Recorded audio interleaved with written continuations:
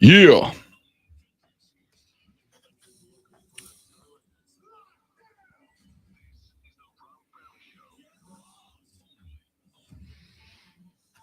Good morning. It is. You know what it is? It's such a good morning. I don't even care if you play that clip 3 more times. Good night. No, not that one. That one's a little aggravating, but the other one's great. I'm so happy today. Nope. My you know what? I don't think my day can be ruined today. Nope. I don't think it's possible. Burn it down! Burn it down! You know, we had Adam Page in the roster today. How about that? So that's a wrestling reference to a thing that happened on TV last night that we're going to talk about later at 9:20 this morning when Lonzo walks us through Fight Club.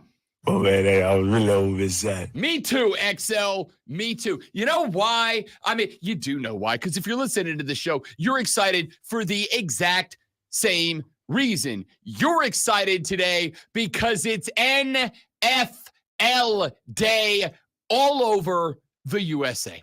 Ladies and gentlemen, today's the day we have been waiting with the burning passion of 1,000 suns for this day to arrive. And it has week 1, day 1, game 1 of the NFL. And wouldn't you know it, Zoe came dressed appropriately with his big, what ring is that? Is that ring 1, 2, or 3? I don't know. You lose count after a while. Yeah, for sure. We all understand. No, you don't. No, I do not. I do not. Only Patriots fans or Pittsburgh fans back in the day or San Francisco fans. If you're a Steelers fan and you understand, you've been here a minute. Yeah. Respectfully. True. Respectfully, I guess of course. Dallas fans.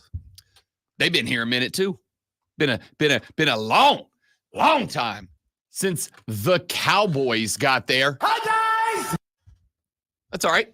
That's all right. Chiefs got a chance to three-peat, and the adventure begins this evening when the Kansas City Chiefs host the Baltimore Ravens in an AFC Championship game rematch from last year. Lamar Jackson, the reigning, defending, undisputed NFL MVP, travels to Arrowhead to take on Patrick Mahomes, the reigning, defending, undisputed Super Bowl MVP in what I think, no, scratch that. What I know could very well be a rematch in the AFC Championship game. You can't say this no year. and then could. Well, I know that it could. We both know it could. Well, yeah. In fairness, I mean, anything could. anything could. Well, no, the Patriots are not going to be in. That is correct. Sorry, but the Panthers not going to be in. That is also correct. There's a few things. Denver Broncos. Yeah. No chance. What teams that? You know what? Let's do that today. We always talk about who we're picked. Let's talk about the teams that have no chance today. Let's talk about the teams that have no chance, but what this year should be spent doing. No chance. That's what you got. That's what you got. Yes, we do work as many wrestling references into every single freaking show that we can. Of course we do. Banger after banger. Because that's all we do. Other shows do it, and then they pretend like they don't like wrestling. What's up? What's up, man? You know what I like about that clip? We're the only ones that have it. We're the only ones that have that because he said it to us, you know? Speaking of, I did get the setup email earlier because October 11th, Friday Night SmackDown, coming right back down here to Greenville, South Carolina. And I got the email yesterday, no names, but saying, are you guys interested in having somebody in studio? No specific somebody, but are you guys interested in having somebody from SmackDown in the studio on that Thursday or Friday to promote the show? See, here's the thing. We may not enjoy getting up so early sometimes, but one thing I'm afraid I've got some bad news. One thing that we get out of it is all the wrestlers come through on mornings. Hell yeah! And we get those. My loins have been tingling. And they like staying over here more. They than do. other They do. Places. I have been told by 2 so far that they enjoy. The last 2 we've had did like over 30 minutes with us because they were like, oh, this is great. I like this. So we'll get there. Because when they're here, we're not the coolest people in the room. They are. I mean, let's not go crazy. All right. All right. I mean, let's be real. If you put me and Damian Priest in front of a room full of women, I'd be in the competition, man. You know, Wow. like me and that guy next to each other, I'd be in the competition. Lose a little weight, and then suddenly you believe you're okay. Fine. He's a big ass boy, is what he is. God dang. Hey, we got football to talk about today, NFL and college, and I want to get to a lot of it. We're going to talk a little bit about a friend of the show, Shane Beamer, today. And much as I did yesterday defending Dabo Sweeney from what I think were some, let's say, tired attacks on Dabo, not unjustified, just tired, Shane was taken to task for something that he had to say as he broke down what they are expecting out of the Gamecocks this week moving towards the game against the Kentucky Wildcats coming up on Saturday. It is a biggin for the Gamecocks. No, don't start.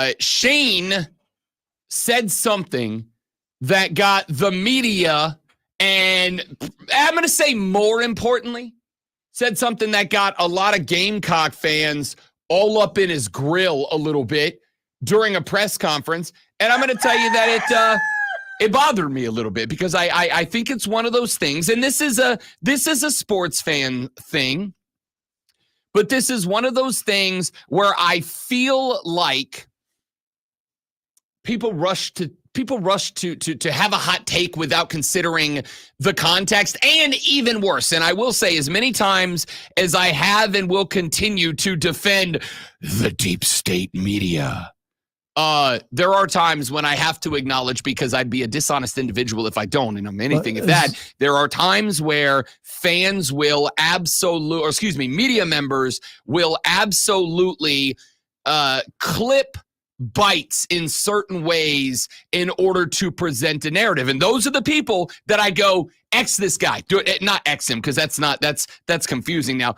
Don't X him. Un-X him. Un-Twitter, un-X him. Delete them?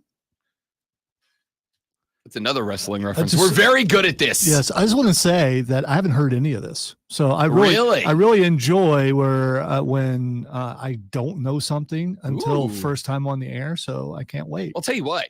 I know it's early in the show, but we'll just do it in the next segment. We'll just get right to it because it's Thursday, and again, we're not hurting for stuff to talk about today, my dudes and dudettes. I got plenty for you. I got a bunch of sound. I think we might do the audio blitz every day. And I'm at the point now, I think we got to, not me. I think a sounder needs to be built for it. Okay. It can have like cool, like hood, like sounders to, wow, you know? So you already know what it's going to be. I mean, you hear blitz, you think football hit, right? Yeah, That's where your head goes immediately. You do. I don't know what else I could do. When I hear blitz, I think Jadeveon Clowney taking out that Michigan dude. That's when I hear blitz. Is that not? If that's not the best, that was hit my in the history of football, screenshot for years on my phone. Yeah, if that's not the best hit in the history of football, it's if we did the Mount Rushmore of clean hits, right? Mount Rushmore of clean hits. I think pick your Night Train Lane hit of choice would be up there. I think the Clowney hit on the Michigan running back would be up there. Anything else jump out to your head? If we did the clean hits of football Mount Rushmore, like the foremost hits, is Clowney on it? I think it is, right? See, that's number one on my list because that's the one I brought up. That is right, yeah. Like right where you went to. Wow. My camera's fuzzy. Rob went for the terrible towel. No, this is not the terrible towel. This is better than that. This is the Nashville Predators towel. And this was, I don't know if it still works, but this was cool. They gave these out in the playoffs a couple of years ago. It has a thing in it. Yeah, it looks like it's broken, but it has a thing in it that when you push it, there's a red LED light under there. Mm-hmm. And so they would turn out the lights. And when everybody was swinging these, that's cool. There'd be these big red, it was just red lights spinning in circles all over the stadium. It's a great rally towel. Be like red fireflies.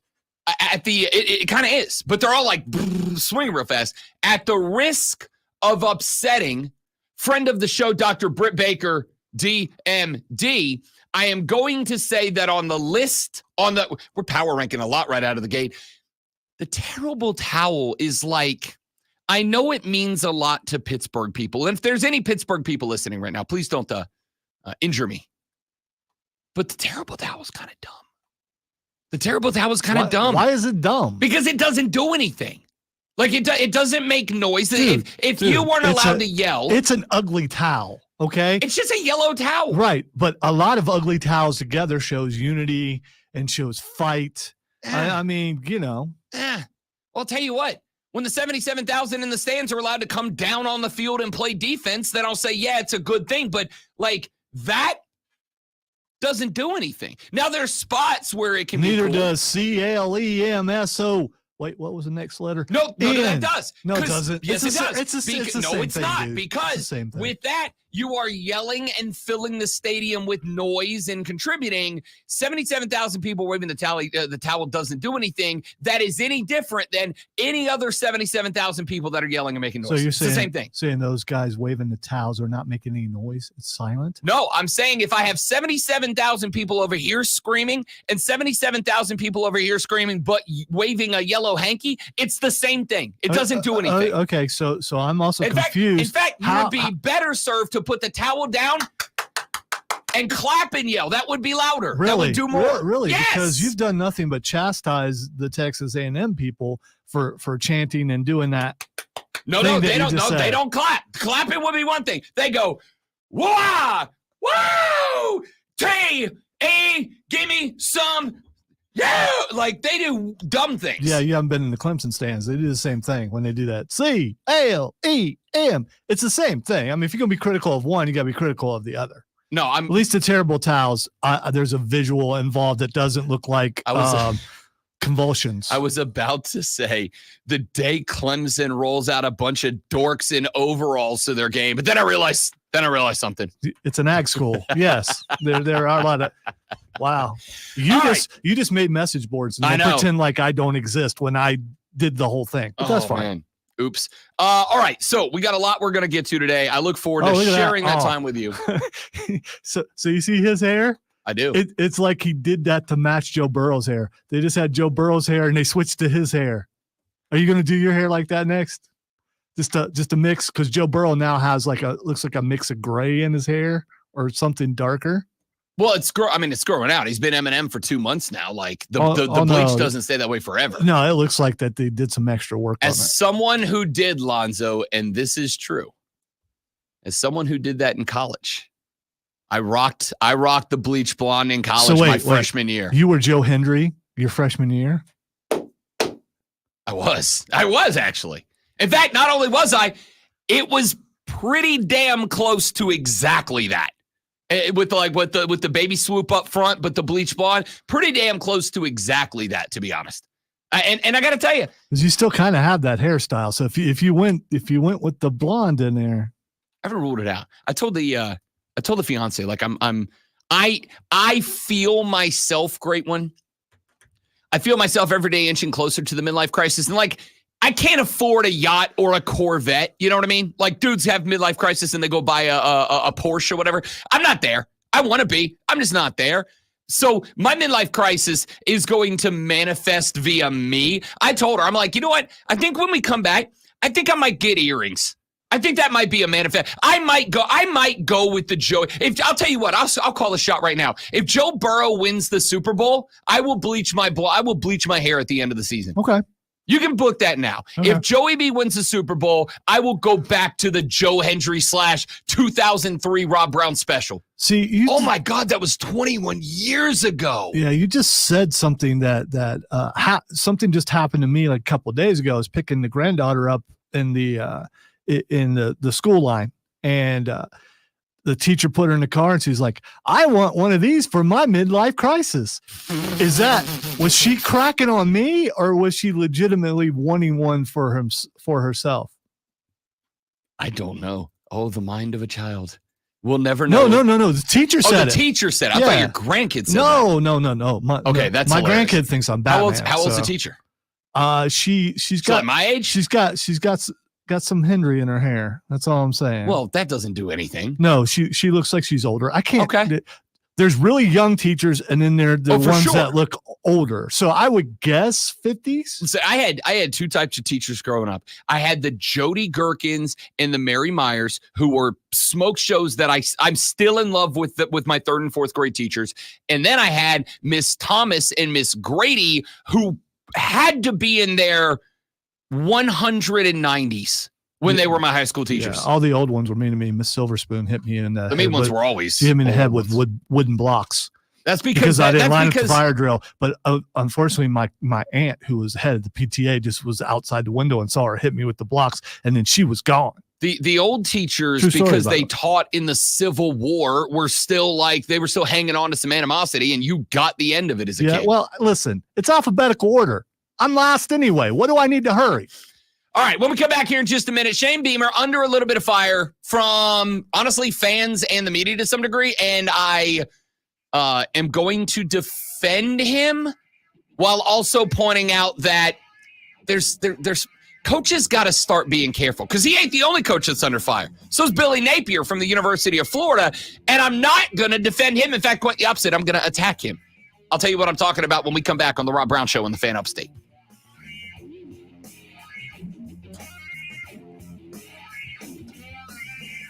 All right, what it do, chat? Good morning.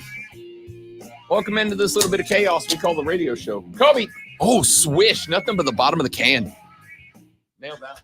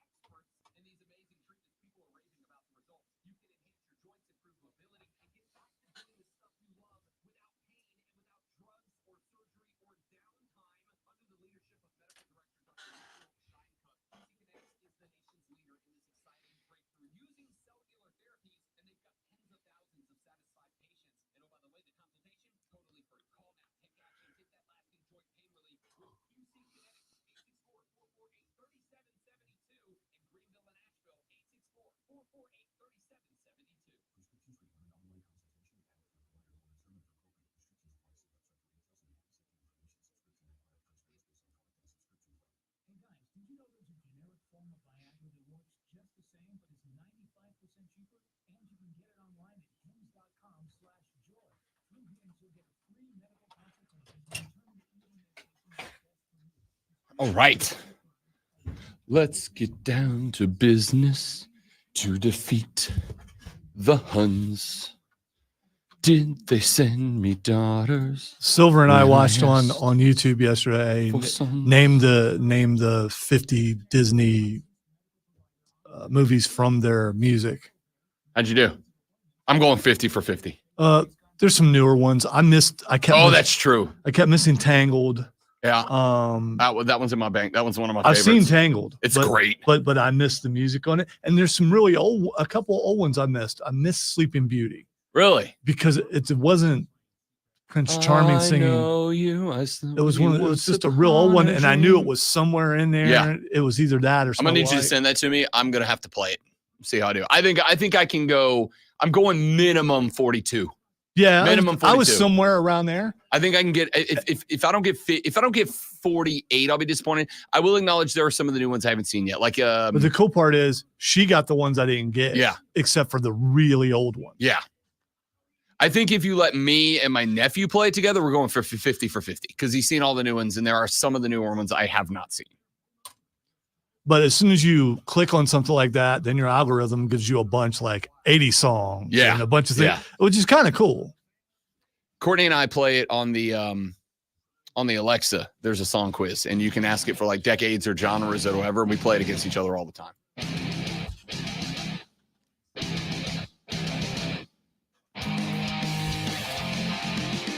So I think that, and I've said this before, one of the biggest things that we as sports fans tend to do, and, you know, as Lonzo loves to point out all the time, fan is short for fanatic. Fanatic is a part of fanaticism, taking things past their logical foundation. But if you really think about it, allowing sports to dictate such a big part of our life is it's illogical. It's irrational. And we don't care. We don't care so much that I get to do this for a job, which I would not get to do if you guys weren't fanatics, if you didn't love sports beyond what is, frankly, reasonable. Thank you. So there's another angle of that, and that is I do think, as much as I do think to some degree, we have reached a point in society where we love to, anytime that something is reported that is contrary to what we wish to be true, sometimes want, sometimes no, but more often than not in the discussions I've had with people, when things are reported that are anti what we wish to be true, it is easier to make the media a bad guy than it is to actually evaluate if what they're saying is accurate, than to actually consider if what is being reported is true. But there is a root to that problem as well. And the root is there are a lot of bad, quote, journalists, end quote, out there that will absolutely manipulate and massage a story in order to either A, get clicks, or B, spin a narrative. Now, I've made the argument that if a journalist is caught manipulating facts in order to spin a narrative, they're not a journalist anymore. They're an editorialist, and they should be labeled as such forever. Now, why am I bringing this up? I'm bringing this up because Shane Beamer did a press conference, and we're going to ask later on in the show at 8 a.m. when we are joined for the very first time by Lulu Kesson. She is the new South Carolina Gamecock beat reporter for the Greenville News. She is going to join us every Thursday at 8 a.m. to discuss Gamecock football. We'll ask her about this. Shane Beamer was doing a press conference to talk about what happened against Old Dominion last Saturday and what he wants to see happen moving towards Kentucky this Saturday. And in the conversation, he gave a 1 minute and 17-second answer. I have broken it up into two parts. I have broken up into 61 seconds that I listened and went, this is great stuff from Shane. And then 17 seconds that I went, ooh, probably shouldn't have gone with that. That's probably not what you should have run with in that spot. So let's start with this. This is the opening 60 seconds of what Shane Beamer had to say. And I'm going to tell you, listening to it, this sounds like a football coach. Here's Shane Beamer. We just looked off and we weren't clicking on all cylinders. I'd be lying if I sat up here and said we were. You know, the ball over there to Nick on their sideline was just a high throw. I think that's just probably more mechanics by Lenoris that will get cleaned up without a doubt. You know, but for the most part, I thought he threw the ball well. Certainly there were some, you know, misreads and some plays that he would like to have back, just like calls Dow would like to have back and plays that our other guys would as well. So we need to be better. There's no question about it. I don't like it. You know, I hate to say it, but it's true. We're continuing to gel as a receiving core with the quarterback. Three of those guys, Dre, Camp, and Nick, didn't go through spring practice, as I said, and we're trying to do it as fast as we can, and we should have been better than what we were on Saturday night or Saturday afternoon. There's no question about it, but I'm good with all that, right? That sounds great. Yeah, we've seen that happen in the NFL. Yeah. I mean, you've got to have some time to gel for sure with your guys to know what their little quirks are and all that kind of stuff. For sure. All great. All good with that. And here's the thing, because I know a lot of people are like, I well, I basically said that the other day. Yeah. So, and there were some people who were going, we're going into week 2. You should be gelled already. That's not how it works, especially not in the college ranks where, you can play a spring game and you can run scrimmages. But as every football coach that's ever football coached has told you, you cannot simulate without playing another team. That's why so many NFL teams are not just relying on the preseason games anymore. That's why we have every team going through multiple joint practices with the multiple teams in their preseason schedule. That includes, as we know with the Carolina Panthers this year, 11-on-11 live ball controlled scrimmages in practice, because you cannot simulate going up against 11 other guys when the 11 other guys are your guys. All right, so let's get to the second part of this answer. And this is where Shane took a little heat. Now, I'm going to play you the clip. And I want you to listen right at the beginning as Shane Beamer talks about what he has been telling this team to get them ready. Here's Shane. I told the team today we're 88 days from the Clemson game. So, okay, that's the beginning of the answer. I want you to tack that on to the minute that we played a second ago. He said all these things. We're having a gel. I've told the boys, we got to work on that. That's not something that just happens. You got to work, et cetera, et cetera. And then he said, I've told the team we're 88 days from the Clemson game. And a lot of South Carolina fans that I saw on social media, and again, social media is, so that we're very clear, and I know this, not a representation of the fan base at large, but I have also argued that it's not a part of the crowd that I would ignore. Okay? It's not. If your fans, and we're going to talk about this with Billy Napier coming up in a minute, if your fans are passionate enough, if your fans are into it enough that they are taking time out of their day to pop on X or Instagram or Facebook or whatever and fire off their opinion on your team, I think you've got to value that, right? And so Shane said, I've told the team there are 88 days until the Clemson game. And boy, howdy, did some Gamecocks get upset. Not because Shane's got the Clemson game circled in red, so do they, but because the way he phrased it makes it sound as if he's overlooking the 10 games between here and there. They got one in the back. They got 10 between here and then the finisher against Clemson.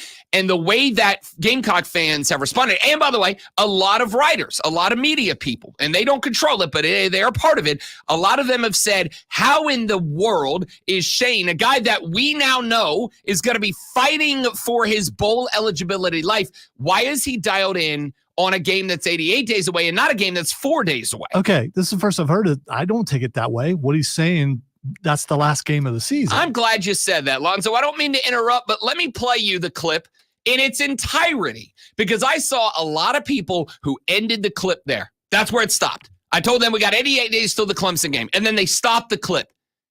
I'm not going to do that. Here's the rest of it. I told the team today we're 88 days from the Clemson game, so we ain't got a lot of time to sit around and wait for this thing to gel. We got to gel right now, and we can't just sit around and just wait for it to happen. We got to make it happen, because each day we're getting closer to the end of the regular season, and we've got to come together pretty quickly here. So Shane basically said, I'm not using, well, he didn't say this. I am inferring from it. He is not using, in my ever so humble yet frequently correct opinion, and this is why I have said to you a billion times, words matter. What you say matters, and how you say it matters. I get why, if I would have ended that clip, had I started and ended that clip with what he said initially, told the team today we're 88 days from the Clemson games, and that was it, then I would see how people would get upset. But then he went on and he said, this is about getting better every day, because the end of the season is not too far away. And that's all we have.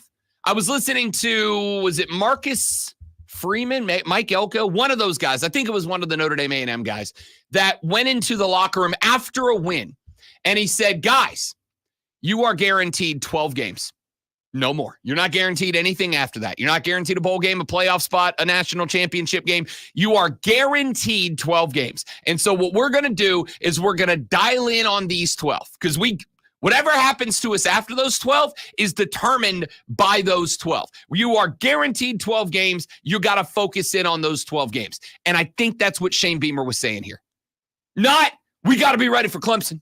And we're going to overlook Kentucky and Alabama and all these teams that are on the schedule. No. I think what he's saying is, guys, we got 88 days and then the season's over.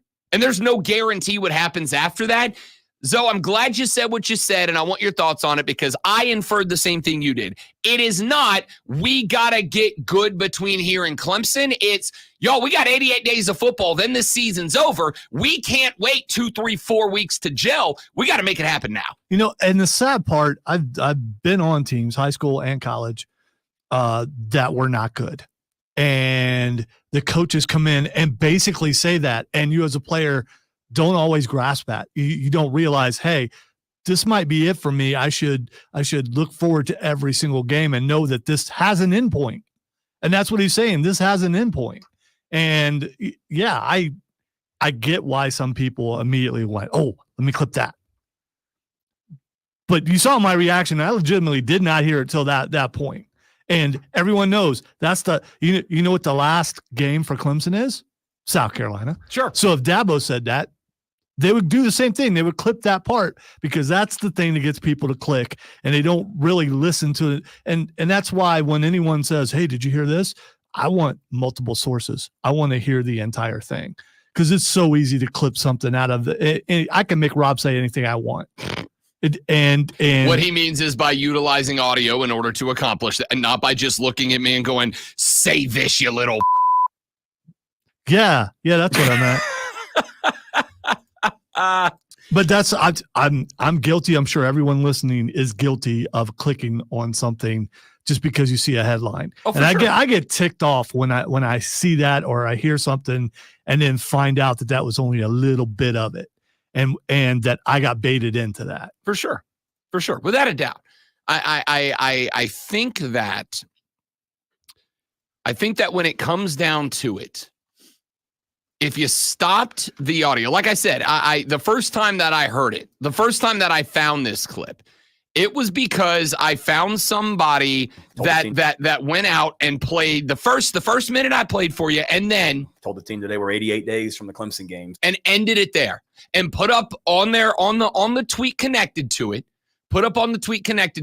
Shane Beamer says he's told the team to focus on the Clemson game. And when I read that, I was like, oh, Shane, no. Shane, no, you can't do that. You can't do that. And then I went and found the rest of the clip because I'm like, it didn't sound like he was done.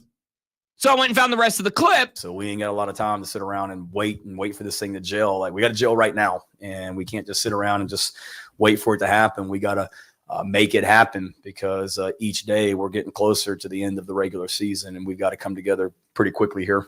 And that's fine because that's very true.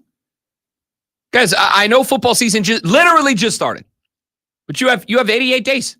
You have effectively 11 and a half weeks and we're done, right? And if you're South Carolina, let's be real clear. You got one. You got to find 5 more wins in what is genuinely considered one of the most difficult schedules in college football this year. One of the most difficult schedules in football, and you got to go find 5 more wins or you're done in 88 days. You will walk off that field at Clemson if you don't find 5 more wins. You will walk off that field and you will be done. The 2024 football season will conclude. The seniors will never strap the Gamecock helmet back on. The juniors, sophomores, and freshies will turn their attention towards year 2 or 3 or 4, whatever they're going into. The NFL guys will head off to training to get ready for the combine. It'll be over in 88 days if you don't find 5 more wins. And I think what Shane is saying here is we got to dial in on getting good now, because I'm going to tell you right now, Zoe, if you're going to find 5 more wins, Kentucky's got to be one of them. I don't think let's be clear. I don't think there's a path to 6 wins if you don't beat Kentucky. I've been saying that all season. This isn't a new hot take. I think if this team is going to make it to 6 wins, Kentucky's got to be one of them because you got LSU next week. I'm going to tell you, after what I saw on Sunday, you're not as good as LSU. Akron's got to be one of them. Then you got number 6 Ole Miss, who just dropped a 70-piece on Furman. Number 4 Alabama, who just dropped, I think they got to 70 against Western Kentucky. Oklahoma, who is number 15, and would they win 60-something to 3 this weekend? Then you got A&M. Then you got Vandy, which has to be one of them, but that's Vandy who just knocked off Virginia Tech, who was expected to be an ACC dark horse. Then you got Missouri. This ain't the same Missouri squad you faced up the last couple of years. Then you got Wofford. Then you got Clemson. If there's 6 wins on this schedule, Kentucky's got to be one. And I think Shane was kind of dialing in on 88 days, this is all over. We got to gel now. But, of course, you had a couple of guys who took it, clipped it halfway, and went, oh, Shane only cares about Clemson. That ain't true, man. It's not true. All right, when we come back, let's go to a coach I am going to attack, and that's Billy Napier. And I'm not alone in that. I'll tell you what Billy said yesterday that got the fans and media heated and how we respond to it next on the Rob Brown Show in the Fan Upstate.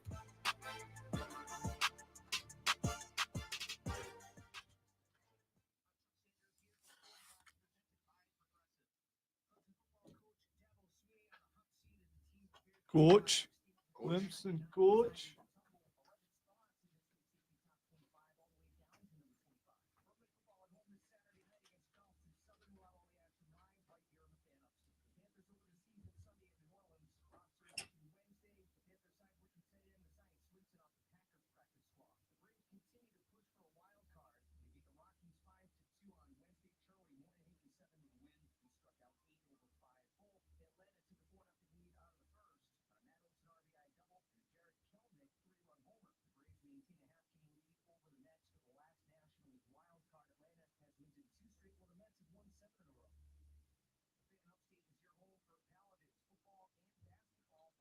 Guys, give me 30 seconds. I will be right back.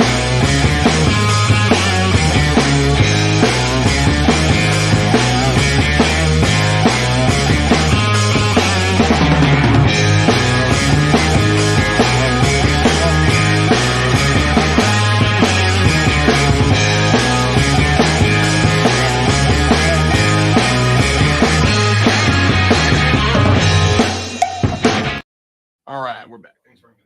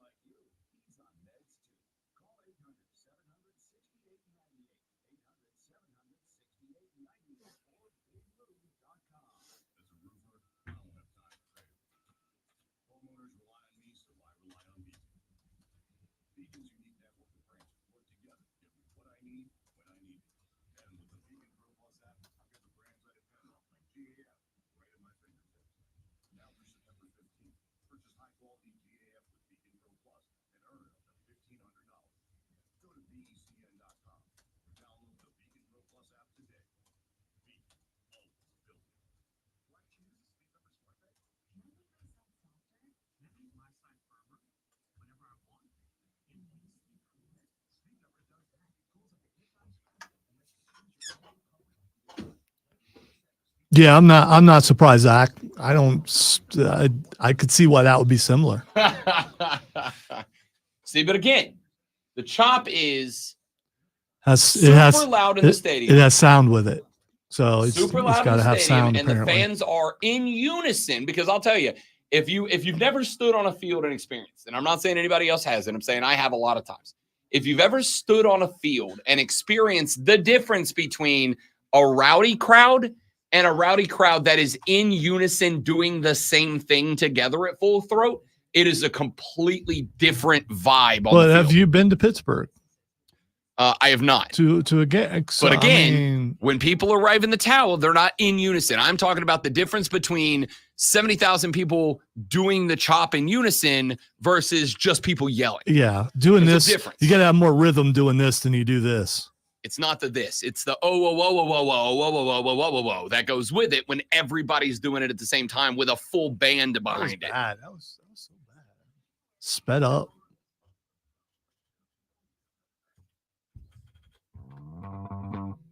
Jacob texts the show 71307. Start your text with fan. Jacob said, Rob, USC fan here. I did not like that comment by Shane. It should have been, we have 4 days until Kentucky and we have to fix some things to get ready. That's from Jacob. Jacob, appreciate that text, buddy. Great to have you. But I do have 2 questions for you. I have 2 questions. I actually texted Jacob back to get his answer on our text line 71307. If you text the show, I'm not going to say always, but I see them all. I will occasionally text you back via the text line to get your thoughts. I asked Jacob 2 things. Number 1, did that segment change your mind at all? And number 2, when you heard that clip, did somebody present it in its entirety, or did you hear a clip that stopped at the Clemson part? Did you get the entire second half of the clip, or did it end with, I told the guys we have 88 days till the Clemson game, end quote? Because if it ended there, I would 100% have a problem. If Shane would have said, I told the boys we have 88 days till the Clemson game, and then that was it, yes, I would have come in here today and been like, that's not great, Shane. That's not great. But that's not what happened. He went on for a little while longer and said, we've got to be working to get better every day because the end of the season is close. It's only 88 days away, and we got a lot. I took it as I would have felt the same way and had the same reaction had he said, we got 4 days till Kentucky and we got a lot to fix. I'd have gone, yeah, for sure. I say the same thing here. You got 88 days. And here's Jacob. Jacob came back with this, quote, I had not heard the last part. I thought he cleaned up the thought at the end. It's hard not to give the media bait. And that is it. This is one of those things that I have said. I think a massive part of coaching is not just the coaching on the field. It's not just the representation of the school off the field. It's also understanding every time you say words into a microphone, there are people out there who are going to be looking for ways to start and end your sound bites in specific ways to make you look bad. There will be some who do it to make you look good too. But there are many who will do it to make you look bad as fodder for their show. So when Jacob says, I had not heard the last part, yeah, that's kind of exactly what I was saying, right? Kind of exactly what I was saying is if you only heard the first part of the clip, it's easy to look at Shane and go, that's amateur, that's Bush League. But if you got the second part of the clip, it's a different world. Now, let me take you to another coach. That got himself in some hot water yesterday. After the end of the show, Lonzo and I were listening to the SEC coaches conference call, and we were listening to all the SEC coaches go through. And Billy Napier said something that when I heard it, I went, oh, no. And remember, this is a guy that's already under fire. This is a guy that came into this season as the shortest odds to be the first college football coach fired. He's got shortest odds to be fired in season. He's already on the hot seat. There's no will this season put him there. He is already got a burning booty by sitting on the hot seat, all right? Billy Napier in the press conference was asked a number of questions about how he and his squad are dealing with getting smoked by Miami 41-17. Now, I was unable to get a bit of the audio, but here is what Billy Napier said. He said, quote, I think we've got to become a more consistent team and we have to execute better. If we can focus on those things and not necessarily what some guy in his basement is saying in rural Central Florida on social media, then we got a chance to get better. I think that's the key. Sometimes you deserve criticism. I think that's one of those things I would say I have no excuses, right? We've got to go get it fixed. All right. I am good with a lot of what Billy Napier said there. The you in your couch or you on your computer in your mom's basement thing, I think is just played as hell. All right. I played this clip. You just sit at home in your grandma's basement with the drawers on, typing on your damn keyboard. Shut the hell up. And it's very funny. But that's Charles Barkley on Inside the NBA on TNT. That's a goof-off show with four goobers talking basketball better than anybody else in America, I might be clear. But it's just a goober. Charles Barkley ain't a head coach. Now, I heard that from Billy, and I went, oh, no. If you are the dude that is saying, hey, only dudes in their mom's basements are criticizing us right now, that's a real bad look. That's real dumb. Now, sometimes, Lonzo, I don't know if you've ever noticed this before, I like validation. I like when people echo takes that I have. I like when people say things that I say, like people in high-ranking spots on a national scale say things that I say because it makes me feel like, oh, maybe I'm not a gigantic moron after all. Mike Greenberg wanted to talk a little bit about the comments from Billy Napier, and here's what Greeny had to say yesterday. Okay, coach, dead to me. Okay, dead to me. Done.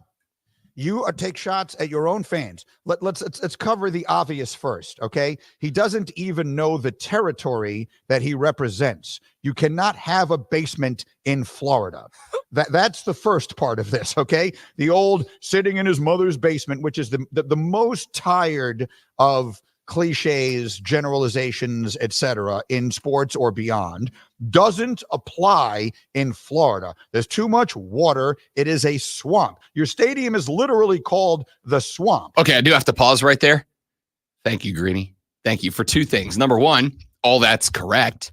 And number two, for showing me that you can absolutely have these ridiculous out of left field thoughts on a syndicated radio program and it's fine, okay? Because that's exactly the vibe Zoe and I put out when we say a thing and then I completely derail the show by going, wait a minute, I have an issue with what was just said, this weird catchphrase or that banner or logo or these words or whatever, and I left-hand turn the show and bring us back later. Greeny just did that, and I appreciate it. It doesn't just happen on the show. We did that in the office yesterday. Oh, for sure. We do it all the time. Yeah.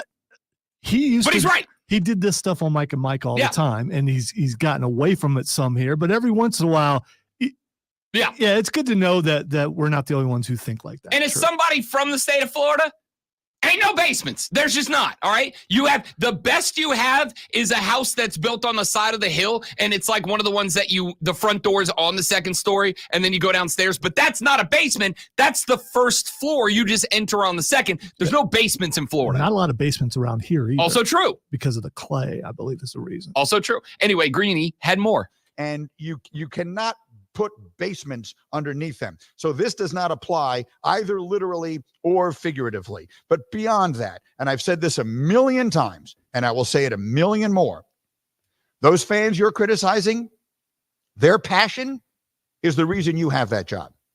Their passion is the reason you get paid as much money as you get paid. Those fans who save up their money, not the ones who sit in the corporate suites, not the ones who make huge donations to the university. They're not the ones criticizing you on Twitter. The ones who are criticizing you on social media are the ones who save up their money to travel to one game a year, who give their kids for Christmas, Florida jerseys, all that kind of stuff. They're people who have been there long before you got there, and they're going to be there long after you're gone. For you, this is a job, and I get it. It's important, and I get criticism stinks. But it comes with the territory. And if you're going to fire back on your own fans, you have lost. It is over. Billy Napier is already out of Florida. It is just a question of when they decide to make it official. You do not win your fans back after this. No coach ever goes after the fans and gets it back again. To me, this is the cardinal sin. Yep, that's it. That's it entirely. I agree entirely. And this is why I've said in the past, there is one thing that I give Dabo credit a lot. Give Dabo Swinney a lot of credit for. You know what it is? His ability to kind of work to calm down the fan base without attacking them is elite. It is an elite capability he has. I don't know. I think he's lost it because he no longer does a call-in show. So that is true. Yes, I mean, that is true. And that's gotten a lot of publicity. But I want you to think about it. Doesn't do that anymore. Because and I do put it on the Tyler from Spartanburg call. All right, because that was a big thing. But remember, what did he do? He came out. They won. What was it? 5 straight after that. 4 straight after that. And then he turned that into a positive. That's elite. The second thing Dabo does all the time, and while it burns me up, I also get why he does it. Dabo puts it all on the media, right? He goes, oh, you guys can write whatever you want about me. You can say whatever you want about me, which is effectively saying, knock off the criticism. I'm not here for it. But he pins it on guys like me, not his fan base. That's brilliant. All right? Make me the bad guy and let the fans say what they want and pretend they're not. You're not a journalist, so. I mean, correct, but he doesn't say journalists. He says media, and I am the media. So are you, like it or not. You are the media, bud. You are part of the deep state media, Alonzo. Sorry about it, buddy. You're part of the machine. I'm not part of the deep state. They get paid more. Welcome. That's my understanding. To the machine. All right. Now, I do want to finish up Greeny's thoughts here because he went on a little bit, and I think this is the part that I have been saying for a very long time. And it's about Billy Napier in this conversation, but this part that Greeny said, this is to every coach, and that includes Shane Beamer and Dabo Swinney and everybody everywhere that's got a clipboard and a visor and a whistle. This applies to you. My job description and his is you put your work on display for the world, and the world is going to judge it. And if you can't handle that, you're in the wrong line of work, whether you're a broadcaster, a football coach, or anything else. That's the description. That's the job. This is the business we have chosen. I'm going to put my work out there. And no matter how well you think you do it, there are going to be people who don't like it. Again, I'm not comparing myself to him in any infinitesimal way. If you added up all the criticism I've received in my 30-year career, it would be less than he's probably heard since the game on Saturday. But that doesn't matter. That's the one place you can't go. Because by saying what you said, you just did the opposite of what you're telling your players to do. You're telling your players, we need to be focused on the things that matter, the X's and O's, getting it right, getting our blocking schemes together, whatever it is that failed you in that game. And obviously that's right. But you don't say it. You don't say it. You don't ever say it. So to me, he has committed the cardinal sin of coaching at any level, but particularly on the college level in that part of the country. So I don't know how he comes back from here. Bingo. Bingo. Wango bango, Greeny with the dinger. I agree. And when I say I agree, I've been saying that for a very long time. For a very long time. That's the one thing you don't do. And again, ton of credit to Dabo Swinney. I've figured this out in the 4.5 years I've been here. Dabo does an excellent job of saying, stop the criticism, stop the critiques, but he pins it on me. He pins it on Rob Brown. He pins it on Cole and Diesel. He pins it on Zoe. He pins it on us, the college football deep state media. That's who he pins it on. That way, he doesn't have to grab a microphone and go, oh, it's just criticism from a bunch of dorks in their mom's basements. I'm just going to slap the hell out of him right on the spot. He doesn't say that about you. Why? Because when Billy Napier calls a guy like, I'll give you one, my little brother is a Florida fan. My little brother has kind of been on the edge of like, I don't know if he's the guy. I don't think he's the guy. And now, because my little brother has fired off criticisms on social media, now my little brother just got called a dork in his mom's basement in rural Central Florida by the coach that needs him defending him right now. You have no one in your corner because the administration's not in your corner. And now the fans aren't in your corner. And if the administration and the fans aren't in your corner, in what world are the players going to be in your corner? I think this is spectacular from Greenberg. It echoes what I've been saying for a very, very long time. Billy's cooked. Shane's not, because Shane got played by the media. Billy played himself. Now, we're going to play something. Hey, it's not playing. It's reading. It's not reading. It's delivering. Now projecting, delivering unto you the best part of this hour of the show is Alonzo with a sports flash. He ain't lying about that. Charlie Morton earned his 8th win. Oh, did you set me up? Season with a 5-inning, 2-run, 8-strikeout performance for the Atlanta Braves and a 3-0 win over Colorado. Atlanta tips the sweep tonight, just a half game up on the Mets for the final wildcard spot. The LSU Tigers have lost starting running back John Emery Jr. for the season with a torn ACL. According to reports, Emery played in 7 games last year and started against USC last Sunday, rushing for 61 yards and 10 carries. The Tigers will rely on sophomore Caleb Jackson and senior Josh Williams, who combined for just 51 yards in week 1. The NFL season kicks off tonight at 8 p.m. as the reigning, defending, undisputed champs, Kansas City Chiefs, take on the Baltimore Ravens, followed by Green Bay versus Philly from Brazil tomorrow night, and a full slate of games on Sunday. Tune in this Saturday at 4:30 as the Furman Paladins take on the Charleston Southern Buccaneers right here on the Fan Upstate.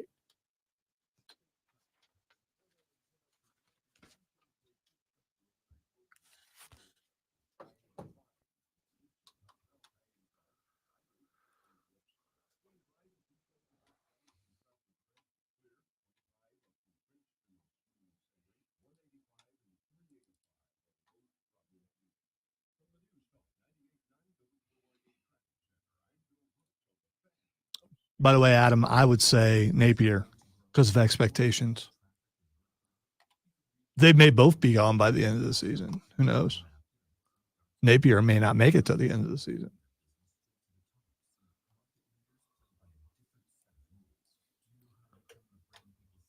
A 1,000 suns for this day to arrive.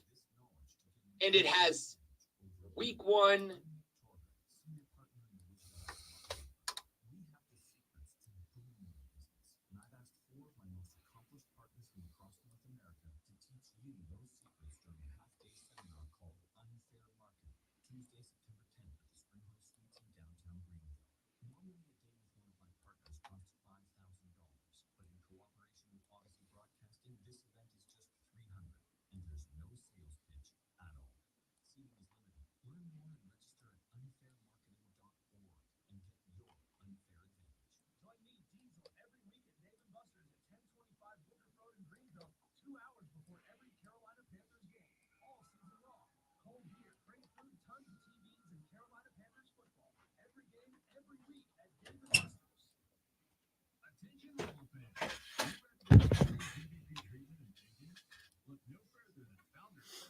So there's this guy on Instagram, and all he does is videos where he provides creative ideas for D&D campaigns, right? Some of them are real serious and some of them are really goofy. So he created one called Bill Nye, Ken the Science Lichen. It's a professor who goes around town to town educating the town on science to make them better places, but also he's a werewolf. But then he started coming up with all these other characters like Bill Nye, the Science Hydra, who you can use as bad guys to help Bill Nye, Ken the Science guy, the Science Lichen, to defeat. And now all I want to do is write up a campaign just based around Bill Nye, but a werewolf. It's so goofy, and I'm here for it. Wonder what Bill Nye thinks about that. And I think he would love it. Does Bill Nye actually play D&D? I don't know. Can a science guy play something that requires imagination? All right. Anyway, you're not Bill Nye. No, I'm not Bill Nye. You're a sports guy who likes science. Okay. Good on her for getting the bag. But the Hawk Tour girl just announced she's launching a podcast that is funded by a lot of money under Jake Paul's podcasting network's name. Yeah, that's been out there a couple of days. Can you guess the name of it? It's right there. It's Talk Tua. Yeah, good for her. It's an unnecessary podcast. The name slaps. But take advantage of your 15 minutes. Hell yeah. I mean, hell yeah. Oh, I'm not mad at her for getting the bag. I'm mad at us for continuing to give it to her. I'm not mad at her for getting the bag. Talk Tua. That name is Brilliant.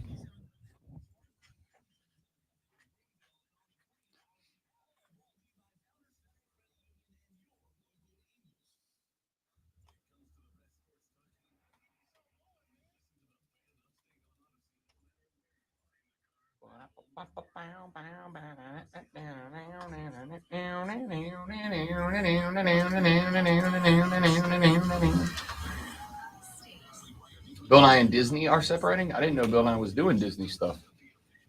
I know he put out a show like 2 years ago, but I didn't know he'd done anything. I know, so I'm a member of the Planetary Society. Judge away, buddy. I like space. I'm not judging. It's like $5 a I'm not month. And I judging. get cool It's space stuff. not what you said. It's how you said it. I get cool space stuff. It says, so I'm a member of the Planetary. I am. So that's how you said I'm it. very proud of it.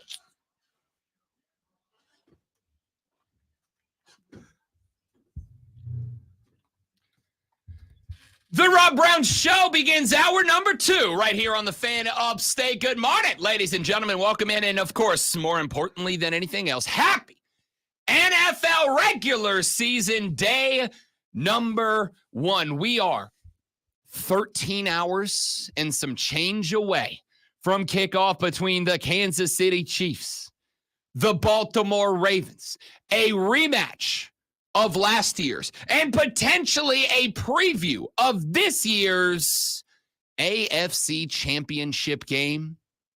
The Chiefs took the last edition. It punched them a ticket to the Super Bowl, which, of course, they would go on and win number 2 in a row. If they wish to three-peat, it is very likely they will bump into this team again in the playoffs, which means that the winner of tonight has an immediate leg up in the ability to host the AFC Championship game, and that's something Lamar and the Ravens desperately need. Coming up later on in the show, we're going to talk a lot of NFL. Lonzo and I have been going day by day this week, giving you our predictions, projections, and prognostications of divisions in the NFL. Today, we do the West. We have done the AFC East, where I have the Dolphins and Lonzo's got the Jets. We have done the NFC East, where Lonzo's got the boys, and I'm taking the long shot Commanders to get it done. We have done the AFC North, where Lonzo took the Bengals and I took the Ravens. We have done the NFC North, where Lonzo took the Lions, and I took the Lions. So it's the only one we're in agreement on so far. And today we do the AFC and the NFC West. I got a surprise for you for Lonzo's prediction in the West. But we'll see. No, you don't. No, I don't. I absolutely do not. We'll have another agreement there. Yes, we will. I have no doubt that we will. So we'll talk about the AFC and NFC West. We'll talk about the NFC West, and then we'll just say Kansas City Chiefs to end the segment. I think that's probably what will happen. Well, we got to decide who's number 2. That is true. Coming up in 1 hour from right now, Lulu Kesson is the new beat reporter for the Greenville News covering the South Carolina Gamecock football program. We will talk to Lulu at 8 o'clock. Unfortunately, no Rashad Beard today. Rashad got called into the the office today.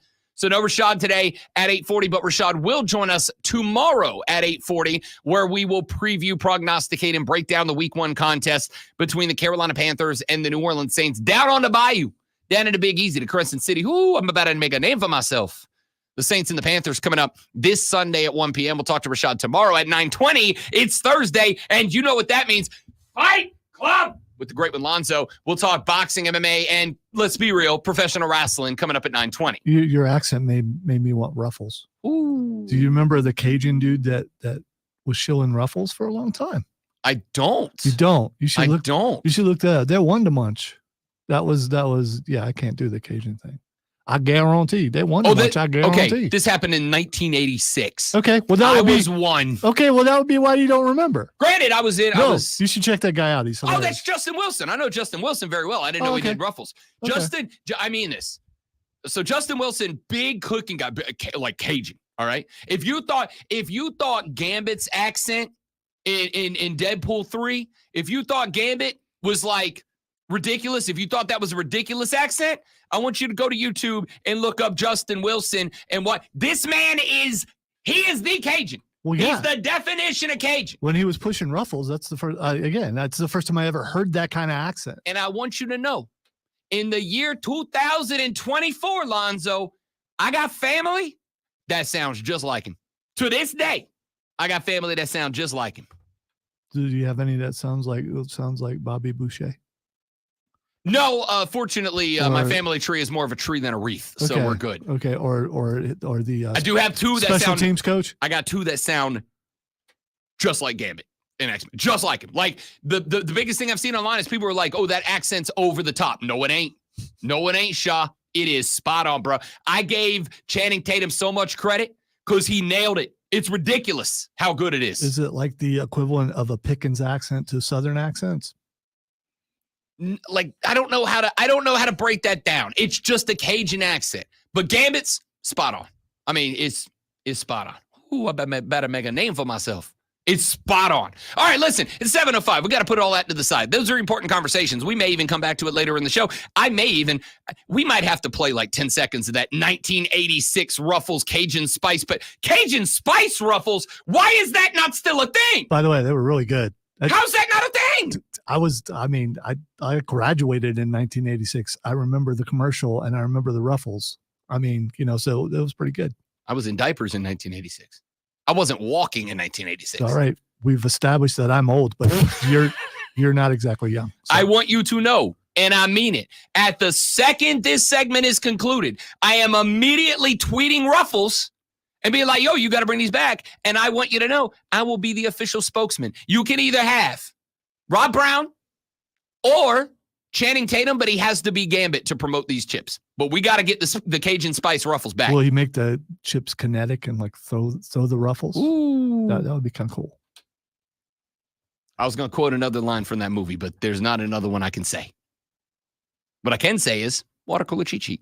Are you ready for the playbook of the peculiar, the almanac of the absurd, and the encyclopedia of the extraordinary? Well, you better be, because we're diving headfirst into the 3 top stories that will have your coworker saying, "Yes, I'm going to hurt you, sir."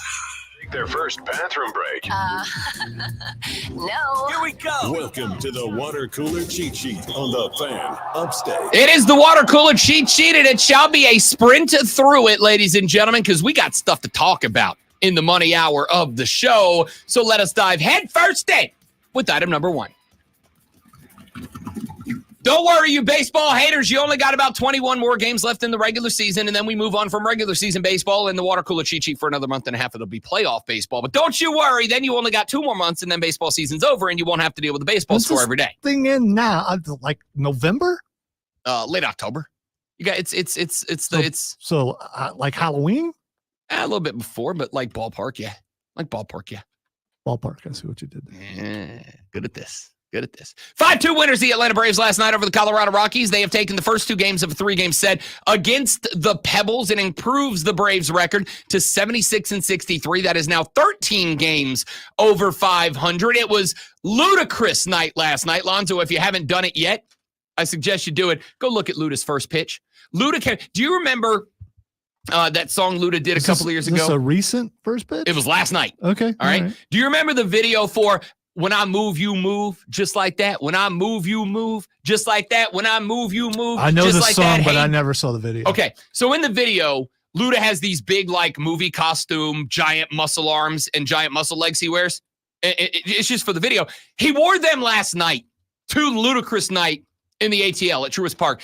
He threw out the first pitch, great one, with a giant movie FX muscle rubber hand and threw one of the better first pitches you're ever going to see. Was out throwing NFL players' first pitches, and Luda did it with these big, goofy music video muscle arms on. It's pretty spectacular. The Braves were very clearly inspired by Luda as they went on to win 5-3 last night, the second of 3 against Colorado.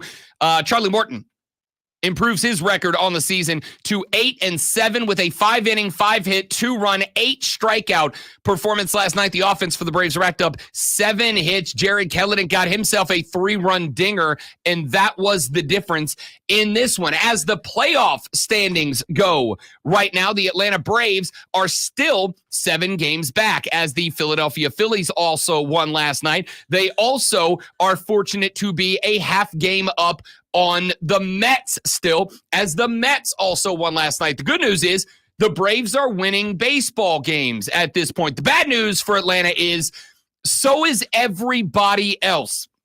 The Padres won. They are still 3 games back of the number 1 wild card seed. The Diamondbacks won their 2nd in a row. They are still 2.5 games back of the number 2 wild card seed. The Mets won, so Atlanta stays a single half game up on New York. The Cubs won, so they stay 4.5 games up on Chicago. And the Cardinals won, so they stay 5.5 up on the Redbirds for that final wild card spot. Y'all, the end of this baseball season is going to be a very specific type of dream for Rob Manfred, because this thing is coming down to the final day of the regular season. We'll talk a lot of baseball as that season progresses, but let's get to item number 2.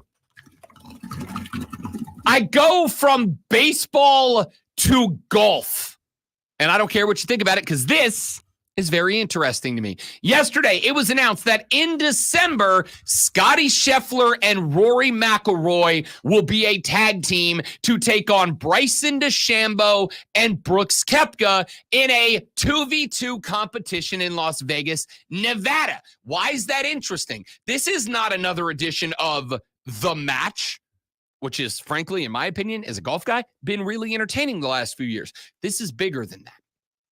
If you follow golf at all, you will notice that Scotty Scheffler and Rory McIlroy represent the PGA Tour. Bryson DeChambeau and Brooks Koepka, they represent the LIV Tour. It was made official yesterday as negotiations continue between the PGA Tour and the Saudi Public Investment Fund that runs the LIV Tour, that we are about to have our first personal showdown between the PGA Tour and the LIV Tour. Since the LIV Tour was created, there have only been 5 times a year that all the players got together, the 4 majors and the Olympics.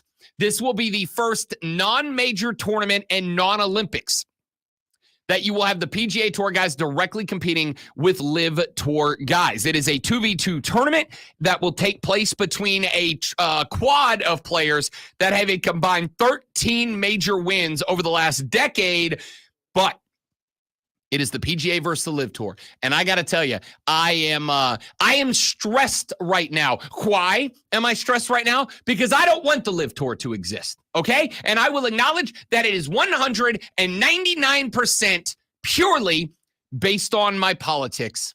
I do not think the Public Investment Fund should be allowed to participate. Now, I can't stop them from participating in international sports. I frankly don't have any way to prevent them from participating in American sports. I just don't like them at all. I think they're bad people. And I will also say, as I have said many times, if they called me today and said, Rob Brown, we want to pay you $1 million a year to come be the LIV Tour voice, I'm gone. I'm gone. That's generational wealth that changes my family's life and trajectory. I got to take it. So I understand the LIV Tour guys, even if I don't like it. That being said, I haven't watched a LIV Tour event. Not one. I have not watched a single LIV Tour event since the inception of this organization. I have not watched a single LIV Tour event. I watch the LIV guys when they play in the majors, and I don't have a choice. I'm struggling right now because I want to watch this. Do you not have the CW? It is not about a lack of ability, but a complete and total lack of desire to watch LIV Tour. I've got no interest in watching LIV Tour events, giving them my eyeballs or my money. I do not want to assist in their ratings. I do not like them. I do not like them, Sam. I am. I want no part of it. This I kind of do. I kind of want to see this because there's some, obviously Scotty Scheffler is the best player on planet Earth. Rory McIlroy is one of them, but he just can't win in majors. Is this an opportunity for Rory to find the stroke a little bit? Bryson DeChambeau, as I have talked about, has done perhaps the greatest PR revamp in the history of sports. And Brooks Koepka is a dog when he's playing in events like this. I want to watch the hell out of this, but also not support the LIV Tour at all. And I don't know if that's possible. I am going to have to pick. Do I watch maybe the most exciting non-tournament golf thing that has been done in years and give eyeballs to a LIV Tour event? Or do I not watch one of the most exciting golf things that's happened in years, but not help the LIV Tour? I don't know. It is a general internal conflict I am suffering. Do you watch a movie if the movie is touted as being really good, but there's one actor you don't like? I think there is a difference. If the actor was known for butchering members of the media, literally, I'd probably feel a little bit different than I don't like his politics. There's a lot of actors whose politics I don't like, and I don't care. I don't care. There's a lot of politics that you and I are very different on, but I don't care. A lot of. All of them. It's all of them. It's all of them. But I don't care. I don't care because we're talking about sports, not that. The Live Tour is a hell of a lot different. It is one thing for Lonzo and I to have dramatic differences on a political stance. It's another for Lonzo to murder people. That's kind of where I fall apart, is the murder. Why it had to be me? Why couldn't it have been you? Lonzo wouldn't like me if I murdered people. There we go. All right? That works out better if for either me. one of us murdered people and it was open in public, we probably wouldn't get along. It's just a guess. More than likely. It's the murder. Yeah, it's probably would be the murder, yes. Finally, item number 3. Now, I'm going to do this one very quickly because it comes in 3 parts. Ladies and gentlemen, the NFL starts tonight, 8:20. We are going to have a showdown in the AFC between the Baltimore Ravens and the Kansas City Chiefs, a rematch of last year's AFC Championship game and a potential preview of this year's AFC Championship game. 3 news stories out of the NFL that we're going to knock out wango, bango, bango on the way out. Number 1, Davante Adams, very unhappy, issued a statement yesterday saying that he is completely happy in Las Vegas, Nevada. There's a rumor going around that has it was started by Deshaun Jackson on Deshaun's podcast that Davante Adams is unhappy in Las Vegas. And there's a big problem there. There's a lot of people believe right now that the Raiders are in trouble because if they make it to week 4, 5, 6, 7 and Davante Adams ain't getting his, Davante Adams might force his way out. And if he does, the Raiders implode because that's about all they got. That and a kid by the name of Brock Bowers, which if you want a long shot rookie of the year dark horse, Brock Bowers might be that guy. We'll come back to that a little bit later on. I think Brock Bowers is going to have a better year than Sam Laporta had this year. That's how good that cat's going to be. Put that to the side.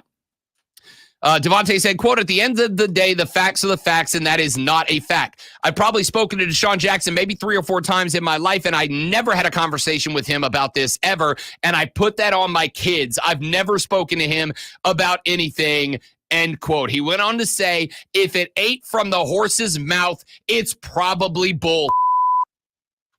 I'm really interested in this story for 2 reasons. Number 1, because I'm always interested by watching a football team implode. I'm sorry, even when it's my own. I watched his comments on TV this morning, and I believe him. So do I. Yeah, so do I. Just so we're clear. Yeah, I think it's another case where that guy looks unhappy. Let me say he looks unhappy on my podcast, so people listen to it. I agree.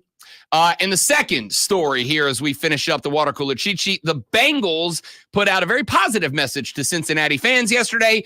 Jamar Chase participated in the first official practice of game week as the Bengals get set to take on the Patriots this Sunday. Chase has been limited in practice since was resuming his hold-in amidst a contract dispute. He wants a big-time extension from the Bengals, as does fellow wide receiver T. Higgins, who both walked out of practice. But yesterday, Jamar and Higgins both made their way onto the field in shoulder pads and helmets and participated.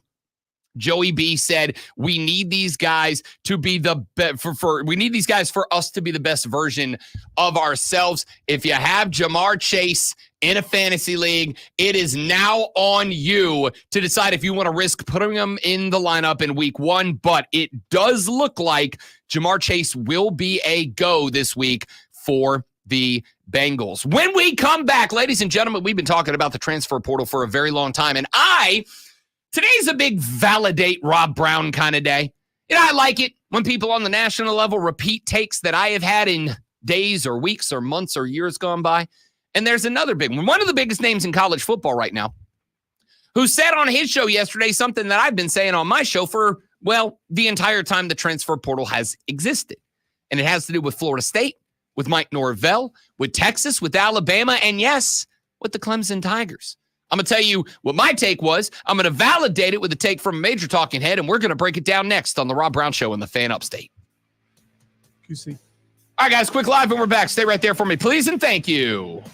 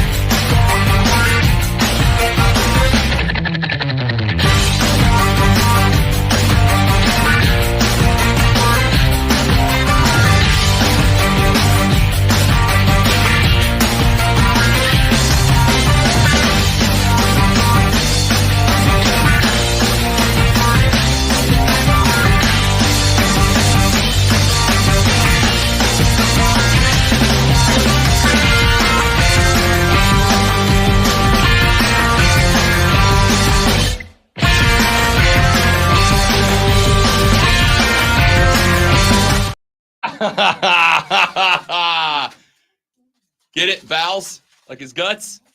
Although he didn't. Well, I mean, I guess technically they decked the floor with the bowels of Gruber because there's no way he fell off Nakatomi Tower and didn't explode when he hit the ball. It's not really the floor. It's like the driveway, I guess. Trey said, why does Gambit wear that thing on his head? Because it looks cool, Trey, just like most things that comic book superheroes wear. I don't actually know that there's any canon reason other than it was an artistic choice by the original artist, and it looks dope. Also, if you haven't watched X-Men 97 yet, don't go to work today. Stay home and watch it. It's great. You probably should go to work and, and not get in trouble. Call in sick, stay home, binge X-Men 97 because it's spectacular. I have an immediate apology and retraction that I must make right this very second. And I must do so because if I am going to continue to stand on the principles of journalistic and editorial, what's the word I'm looking for here? Integrity, then I must make sure I get it right. So I'm going to do that now. I said earlier, Ludacris throwing out the first pitch. Did you find it, by the way? Did you get a chance to see it? I didn't see it. It wasn't as, he had the overhand. The arm thing is cool. The arm thing, so, and you got to keep in mind, those fingers don't work. So it literally was just right. taped, He had to push it. Yeah, he had to roll it off the thing. And for what it was, no. 50 Cent hit a guy on first base somehow. Listen, I agree. It went where he wanted it to go. It's pretty good. I expect a little more velocity, but it's got to be hard to do with that big old. Oh, for sure. And that arm looks awesome. It looks I mean, cool, it looks right? natural, which is weird. However, the retraction and apology I must make is that it was not for the song that I said it was for. Instead, it was for the song Get Back. Why you all up in my ear talking a whole bunch of that I ain't trying to hear? Get back. You don't know me like that. That song was like an anthem for young Rob Brown. So that's my bad, Luda. That's on me. My fault. I think I and everyone else appreciate your honesty. I'm playing around, make one false move, and I take you down. Get back. You don't know me like that. Anthem for a young Rob Brown. Hitting the tone there with much rhythm. Way to go, dude. Dude, listen, there's a reason.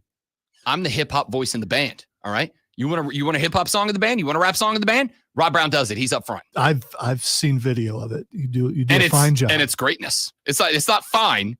It's excellent. All right? You're not Eminem, but no. But you're okay. I mean, you're not the Beastie Boys, but you're pretty good. I got to tell you, like, pretty close. Pretty close. I feel like if somebody made a new age Beastie Boys, I'm in contention to be up front. See, I don't know. I'm in contention. Are you better than Vanilla Ice? I would put me on the level with Vanilla Ice because we do Vanilla Ice and I nail it, and we do it faster than he does it, for the record, and I nail it every time. Just saying. All right, let's get to. Hey, Keegan says you're more Skittles than Eminem. Who's Skittles? Listen. Oh, that's Candy. He's more okay. I thought Skittles was actually a rapper. My bad. If Keegan wasn't officiating my wedding in like 16 days, I would have words right now. All right. But I'm not going to. And I can't because his college football team put up 73 points this weekend. So Keegan's feeling himself. Auburn's back, baby. You know who's not back? Florida State University. They're not back. They're bad. All right. It was a weird transition, but yeah, but right. I kind of nailed it. You're right. They're pretty bad. I kind of nailed it.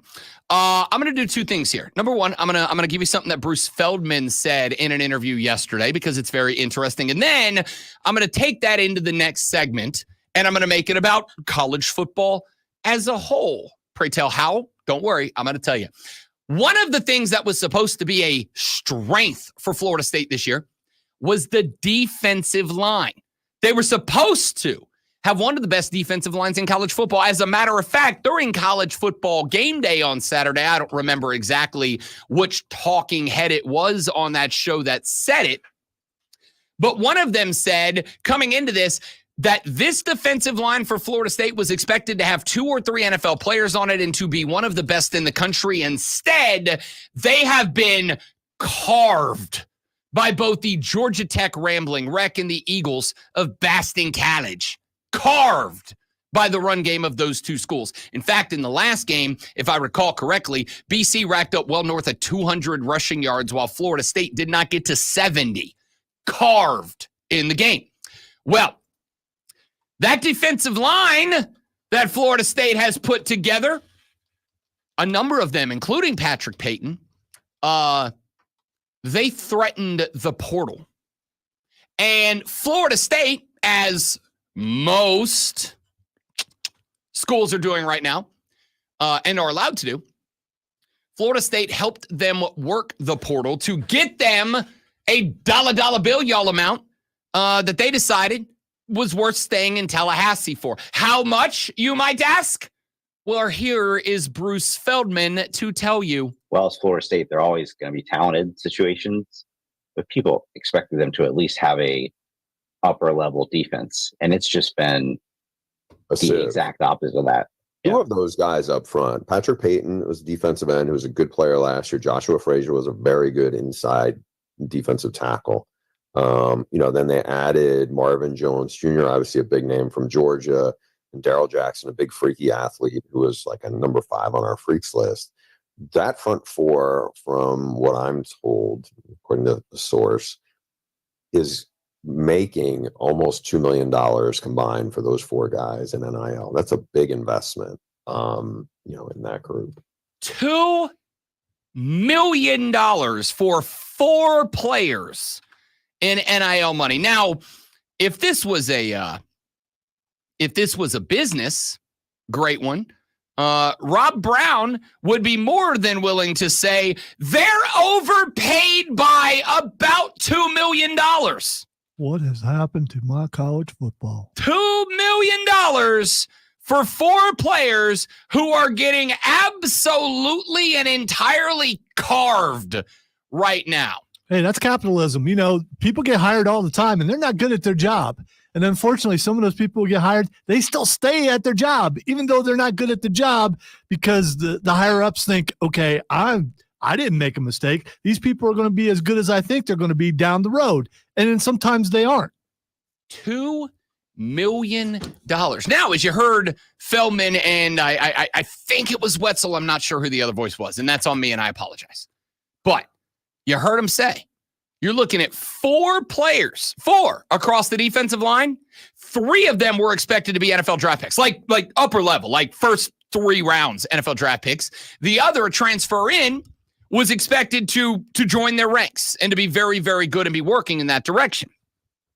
And they stink across the defensive line. Not they're bad, not they're mediocre, they stink. They have been getting wrecked. And Florida State has arranged $2 million in NIL fees. Now, you might look at that if you're looking at it through an NFL lens, right? Maybe an NFL lens. You're looking at that and you're going, man, if it's 4 NFL players, that's a pretty good deal, right? If somebody put together a full NFL defensive line that was expected to be as good as Florida State's defensive line was, and they got that as a $2 million salary cap, that general manager would be GM of the century.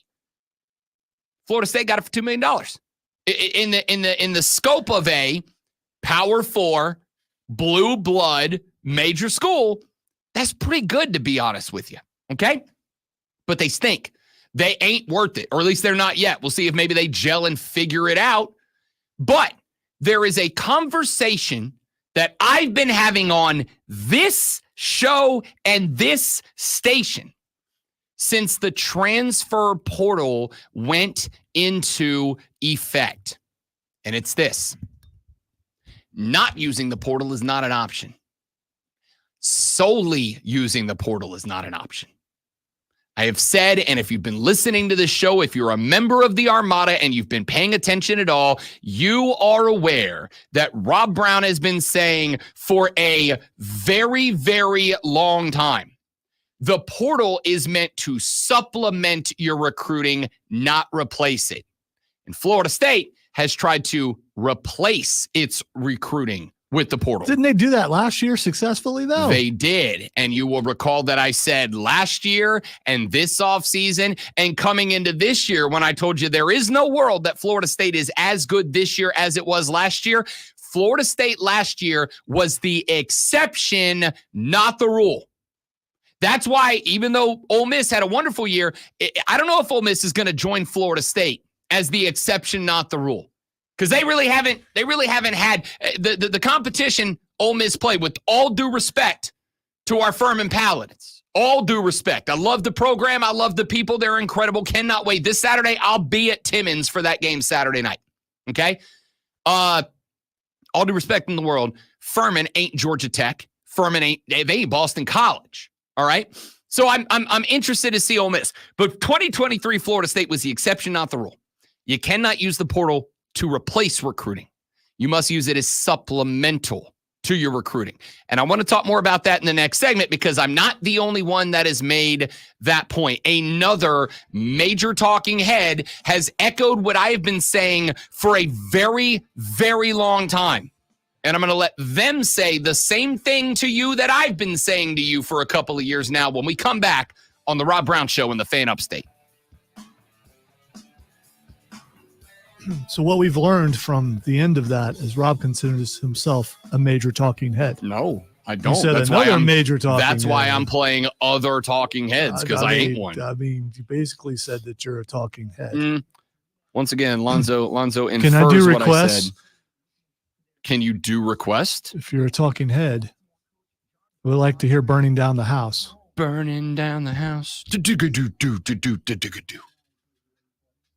Maybe once in a lifetime, and then you can reenact the video and do this a lot. Watch out. Dun-dun. So somebody took the other day, it was a very short clip, but somebody on Instagram took how when the synchronized swim teams come out during the Olympics, how they all come out and they kind of do that walk like that until they get in their position. They took the clip of one of those and they started playing a bunch of the clips of the synchronized swimming teams walking out over Robert Palmer. It was really funny. Thank you for getting the reference, Trey. It was out in the 80s, even though he does play a lot of that stuff. He probably never saw that video.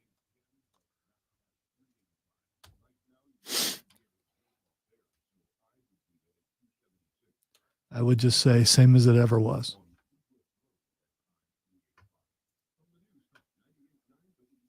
Did you watch the Cajun commercial? Oh, that's right. Can you cue me real quick? Do we have time? Yeah, let's risk it. Why not? I ain't been in trouble enough this week. Run out of time. I mean, well, you got a minute. It's only 30 seconds.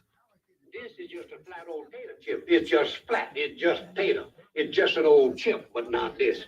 Is a new Cajun spice ruffle potato chip. Look at them ridges full of cayenne pepper, onion, garlic. Onion. Oh, this is Cajun spice. Ain't nothing flat about it. Try new Cajun Spice Ruffles brand potato chips with a feisty, spicy bite in every crunch. It's the new taste that won't leave you flat. Oh, boy, they want them I guarantee. Thank you. That's the key. They want to munch out guarantee. Right. We won't put it on the stream.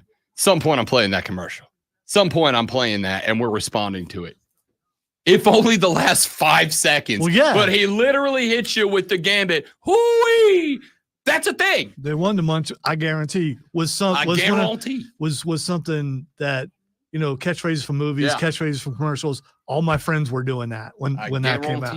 Yes. I have family members who do that unironically because that's just a thing you say. I guarantee. I promise you I've said it on the air before because I say it all the time. That's from the fan. I guarantee.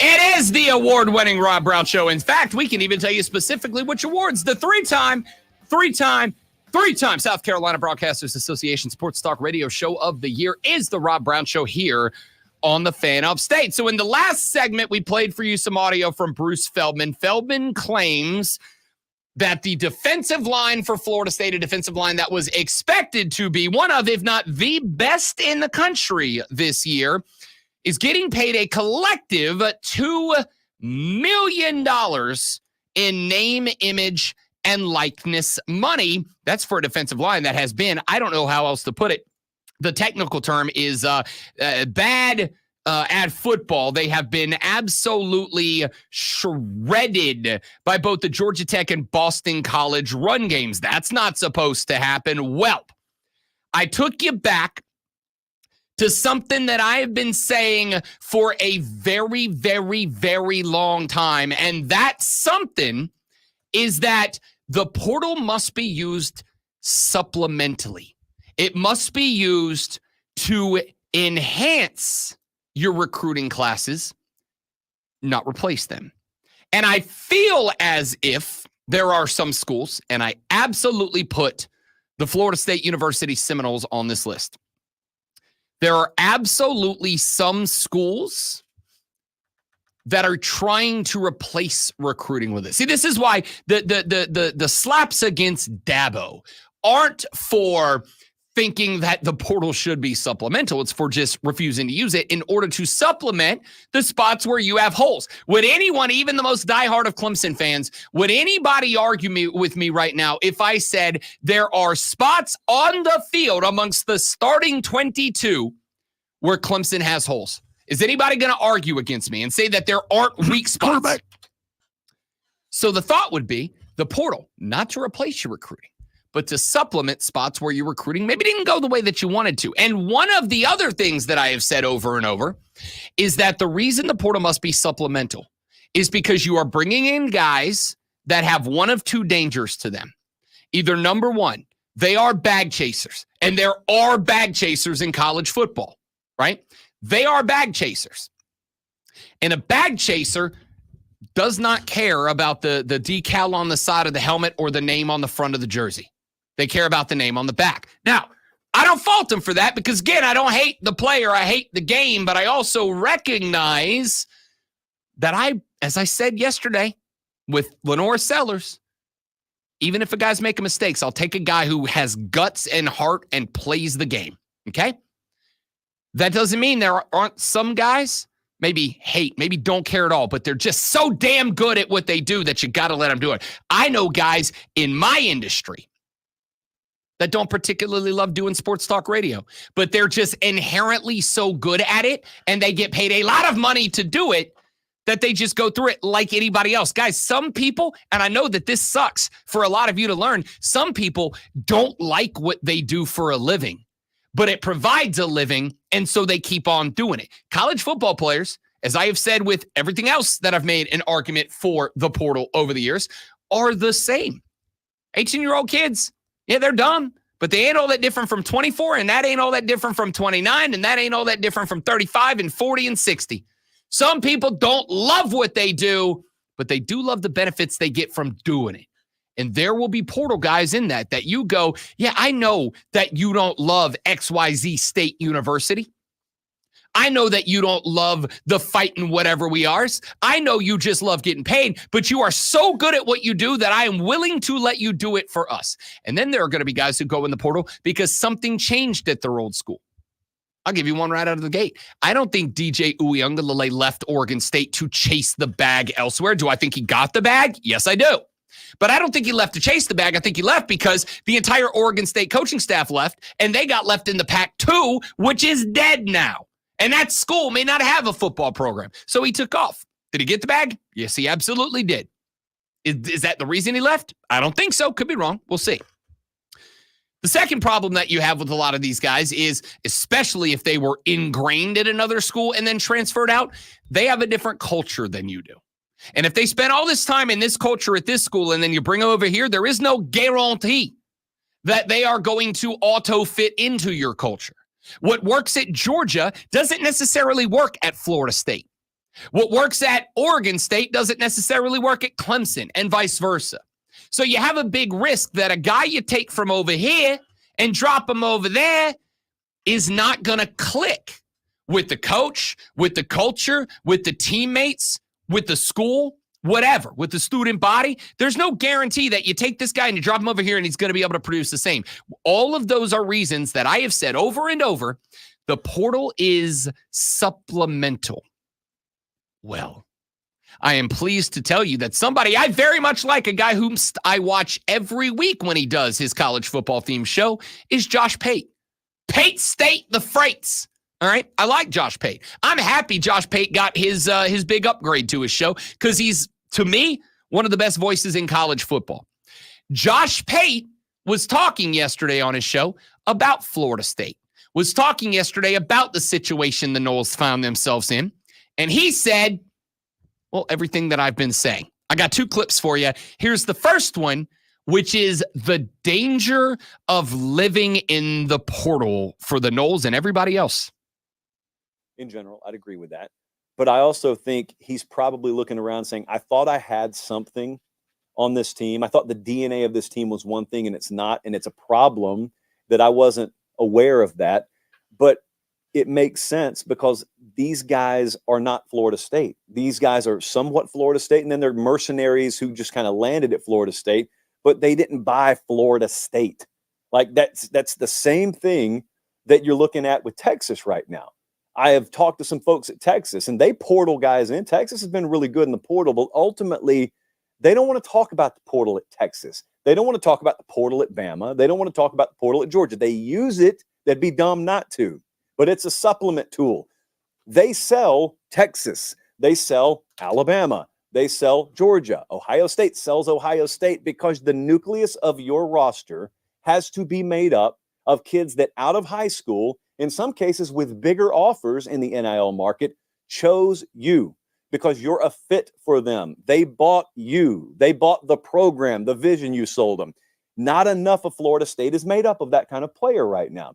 Gosh, where have you heard that before? Literally since the portal started. Supplemental, not replacement for recruiting. Because the core of your team must be made of guys who want to be the core of your team. Everything Pate said, I've been saying. He's spot on. He's spot on. The guys who you make up the core of your team with must be guys who want to be the core of your team. It's not an option. If you bring in a bunch of guys from all these other different places, and the majority of them are guys who are coming from the portal, especially if they are guys who are in the portal and you know it's because they want the bag.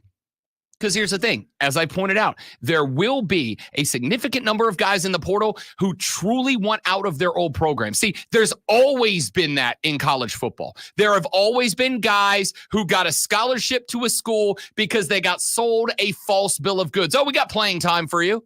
Oh, you're going to get this and that special treatment, and you're going to be able to, and then they get there and none of that's true. Or they get there and they're there as a freshman and they're promised 1 year as a freshman, you're going to be starting as a sophomore. And then what do you know? The next great whatever comes in the next year as a freshman. And all of a sudden it goes from you're going to be playing as a sophomore to you're backing up that freshman because he's better than you. They don't want to be there anymore. They aren't being given what they told they were going to get. So they want out. There will be guys in the portal who genuinely want out and may genuinely buy into you as their new school out of the portal. And this is why the portal is not a bad thing. There will be guys that you can get out of the portal who will come to your school and 100% buy in. I don't think the guys in the Florida State defensive line are those guys. I think they are a unit of guys who absolutely are there to get the bag and to prepare for the NFL. And Mike Norvell built a core in Tallahassee out of those type of guys. They're not bought into Florida State. They're bought into NIL, and they happen to get the biggest bag at Florida State. It is a danger. Using the portal is going to be difficult. You make $11 million a year. Figure it out. Here's what Josh had to say about that aspect of the portal. Mike Norvell's not an idiot. Mike Norvell, I think, realizes that. The difference is I could go on a message board right now and I could just say that. Mike Norvell could realize the same thing, but the difference is it takes months and months and a couple of years to actually put that in practice. And even if you realize it, you've got to go land the kids. You got to have to compete against Miami and to compete against the other big programs in the South that you're going to recruit heads up against for athletes. it takes more than just being committed to recruiting against them, because there are a lot of programs that are committed that get their head beat in recruiting. You got to be more than committed. You got to be really good at it. That's what we got to figure out. That's what we got to figure out. So yes, yeah, that's it. That's it. You have got to figure out how to sell your school to the high school recruits, how to pitch them on stuff that makes them want to come there, and then fill in the gaps out of the portal. And the other element is when you talk to the guys coming out of the portal, you better do your best to either make sure that they are so good at what they do that even if they're not bought in, they're just so far and away the best at that thing that it's worth letting them be the locker room cancer, right? There have been some guys like Terrell Owens in the NFL. We all know what T.O. was in the locker room. We know he was what he was everywhere he went, but T.O. was such a freak wide receiver that a lot of NFL teams let him get away with it because what he added on the football field was greater than what he subtracted off of it. That's the kind of guy, if those aren't the culture, that's the kind of guy that you have to get out of the portal. Not just another defensive tackle. You got to get excellent, like Warren Sapp caliber guys, because then what they will add to your team on the field is worth what they do not add in the locker room. But that has got to be a supplemental thing, not your primary source of talent. And you are learning that lesson, something I have been trying to tell you all since the inception of the portal. You are watching it play out in real time in Tallahassee. Florida State last year, they hit on something. Because Jordan Travis, who, by the way, had been at Florida State for a couple of years, he was fully bought in. Keon Coleman, who came down from Michigan State, the culture at Michigan State, that was a culture guy. He did not like it there. So he left. He did not get what he was told he was going to get, so he left. He came down, he bought into Florida State. Johnny Wilson came over from Arizona State. He came there because he bought into Mike Norvell. Trey Benson came there because he bought into Norvell, and it very much showed on the football field. But the guys that are there now, and I'm leaning on the defensive line specifically because that's the spot where those guys were threatening to go into the portal. And I'll tell you this, if I was a head coach, I would have one portal rule. If you come to me and say, Coach, I'm going in the portal, bye-bye. Bye-bye. I hope you land somewhere because you're not coming back. You understand? I don't care if you're Terrell Owens. If you come to me and you threaten me, saying, Coach, I'm going in the portal to see if I can get the bag. Well, I hope you do, buddy, because you ain't coming back here. Remember, if they go in the portal, there's no obligation for the coach to welcome them back. The team can say, okay, goodbye, you're done here. Revoke the scholarship, you're out. And if there was a Patrick Payton on my team and I was coaching Florida State, I don't care if he's a freak athlete and an NFL top 2 draft pick. If there's a guy who came to me and said, Coach, I'm going to go in the portal and see if I can get the bag, well, I hope you find it because you're gone. Because not only are you not adding anything in my locker room, but now I know that you're actually anti my team. You're not just not bought in. You're actively bought out at that point, right? So you better be damn careful of the guys you're bringing in from the portal to make sure as much as you can that they are actually bought into your program, or they are so damn good that what they add on the field is greater than what they don't add off it. And if I got a guy going out, like half of Florida State's defensive line, saying, Coach, I'm going to the portal to see if I can find the bag, I hope you find it because you don't have a roster spot in here anymore. With adult opportunity, that is the ability to go into the portal, comes adult consequences based on the adult decisions that you make. And if you as a player decide that you want to take the adult decision to go in the portal and evaluate your options, you got to understand there may be consequences to that. There may be consequences to that action, and those consequences may not be pretty. Because what happens if you go in the portal? Now, a guy like a Pat Payton, he's going to land somewhere. Somebody's going to take him. He's too good not to, right? It's just like every time an NFL player gets arrested, and we all go, oh, you got to kick that guy off the team.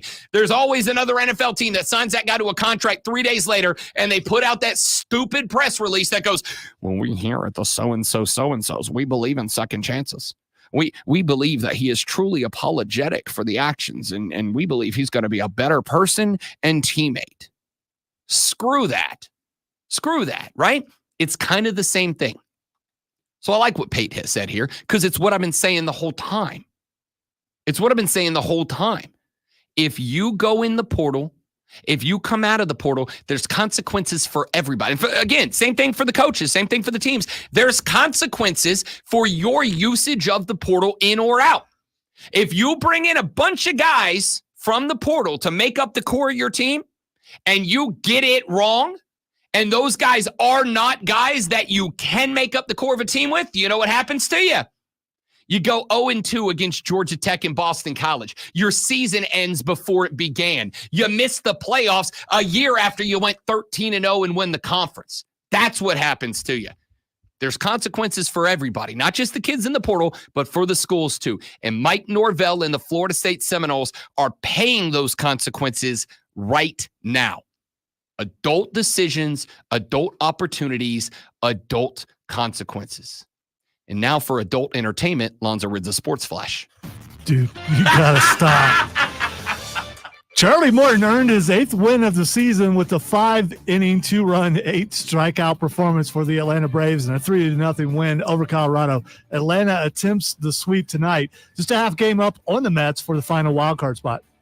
The Chicago Cubs have been on a roll, winning 6 of their last 8 to keep them in striking distance of the final wild card spot. Yesterday, they helped their cause. It's the adult thing. So get me with a combined no-hitter of Pittsburgh Pirates. The NFL season kicks off tonight at 8 o'clock as the reigning defending undisputed champs, Kansas City Chiefs, take on the Baltimore Ravens, followed by Green Bay versus Philly from Brazil tomorrow night, and a full slate of games on Sunday. Make sure you tune in this Saturday at 4:30 as Furman Paladins take on the Charleston Southern Buccaneers. It's Furman versus Charleston Southern right here on your home for Paladins football, The Fan, Upstate.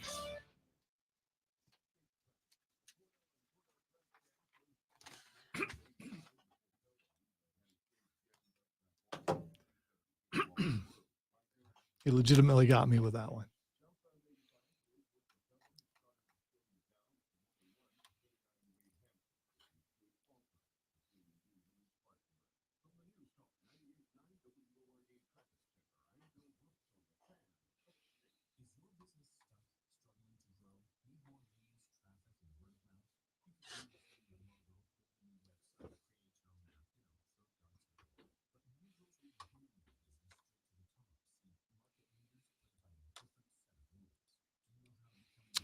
Pretty sure, Wesley, I don't have the voice for that. I don't know. I'm just guessing. Rob would probably know more than me.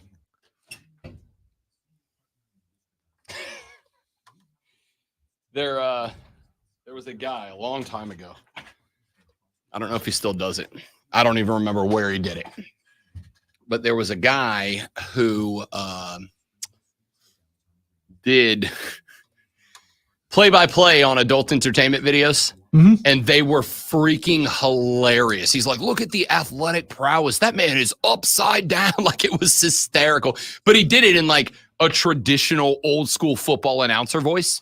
Freaking hysterical. By the way, I sent you a couple things on Twitter. The last thing for sure you've got to look at. The other ones are football related. Okay. All right. We're going to step away for just a minute so I can give Alonzo a phone number for our interview. We will be right back.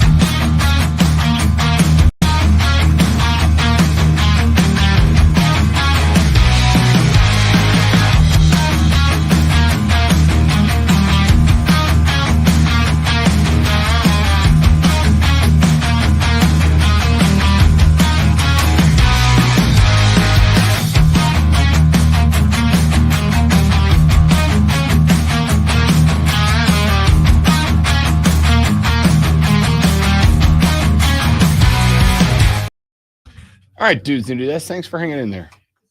Should I start CJ Stroud or Lamar Jackson? Are we going to have a Rob Brown Fantasy Island segment and talk fantasy football? You know what? We probably should because I'm playing fantasy football this year for the first time in almost a decade. Bound to peer pressure. One Rob, we're all doing it. Why aren't you doing it? You're so that's boring. Exactly what happened. You're so lame. The guys at the Swamp Rabbits basically came to me and were like, we need another dude. And if you don't do it, you're a coward. And it's embarrassing how much that not always does, but can still work on me. I'll say, I'm putting that one in my back pocket. Not always. I was also at a tailgate this past Saturday for college football when I was iced by a couple of the guys. And told them absolutely not. I'm not drinking that bottle of sugar that you call the Smirnoff Ice, and resisted the. I thought you literally got ice poured on you. No, Okay. So icing somebody is when you present to them at a very random time a Smirnoff Ice, and the game is, it's kind of like the circle game. If they touch it before they look directly at it, you have to do it. And if you look at it before you touch it, you have to do it. But you have to drop to a knee and chug the whole Smirnoff Ice on the spot. He'll never know if I actually looked or not when he did that. It's like the circle game. You know. I don't. You know. I do not. I know you know because I did this and your eyes automatically went up. Well, yeah, because obviously you're trying to goad me into doing something. I don't bow to peer pressure.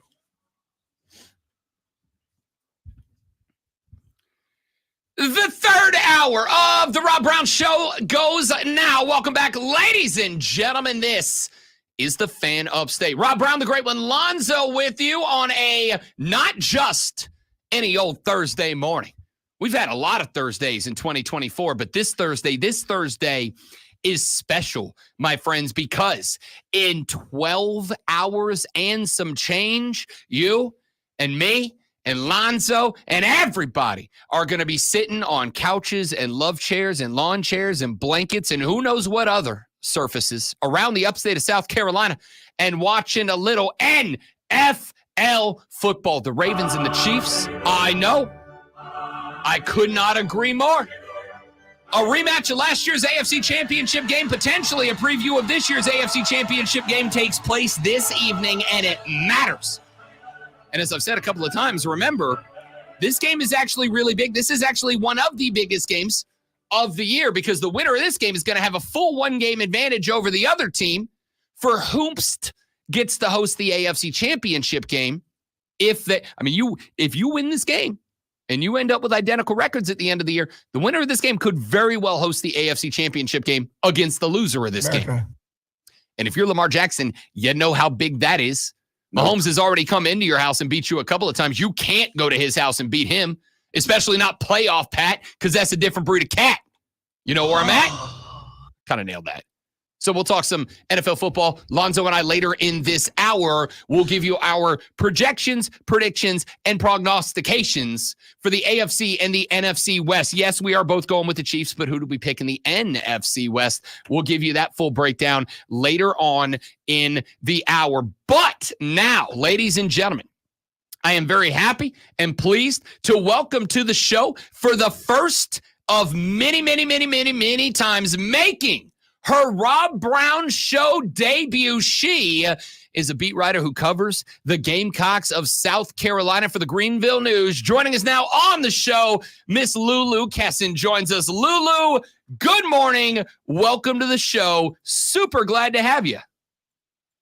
Good morning. Thank you so much for having me. I'm pumped to be here. We're pumped to have you. Glad to have you to talk a little Gamecock football. First off, before we get to that, let's get the niceties out of the way. How are you enjoying Columbia? How are you enjoying South Carolina? How are you enjoying covering the team so far? I'm loving it. It's truly so different moving here from Massachusetts. My first Columbia summer, definitely hot. It gets a lot hotter down here than it does in Massachusetts, but I'm loving every minute of working around this team and getting to know these athletes and covering these coaches. So it's been a blast. As a fellow transfer member of the college football deep state media, Lulu, let me go ahead and break the bad news. It somehow gets worse every year. I can't explain it. As hot as you think it was next year or this year, it'll be hotter next year and hotter the year after that. It just is what it is. Welcome to the upstate. Yeah, that's what I've heard. It's just, I'll get used to it, but it's never going to get cooler. Nope. All right, Lulu Kessin joining us here. She covers the Gamecocks for the Greenville News. Lulu, let's dive right in, and I'll ask the open-ended question up front. South Carolina skates by Old Dominion out of the Sun Belt last week. Lonzo and I butted heads on this. I said, yeah, it's a win. Every win's an important win, especially when you think you're fighting for bowl eligibility. But to me, it felt like kind of felt like a letdown. It kind of felt like I was expecting. I mean, you're a 21-point favorite coming into this. I kind of felt like it was going to be a performance that Shane's guys were going to show that, yeah, maybe we're not Georgia, but we put a little something together. Lonzo, on the other hand, has been riding the, hey, every win's a big win. Celebrate these wins. There's a lot of good here.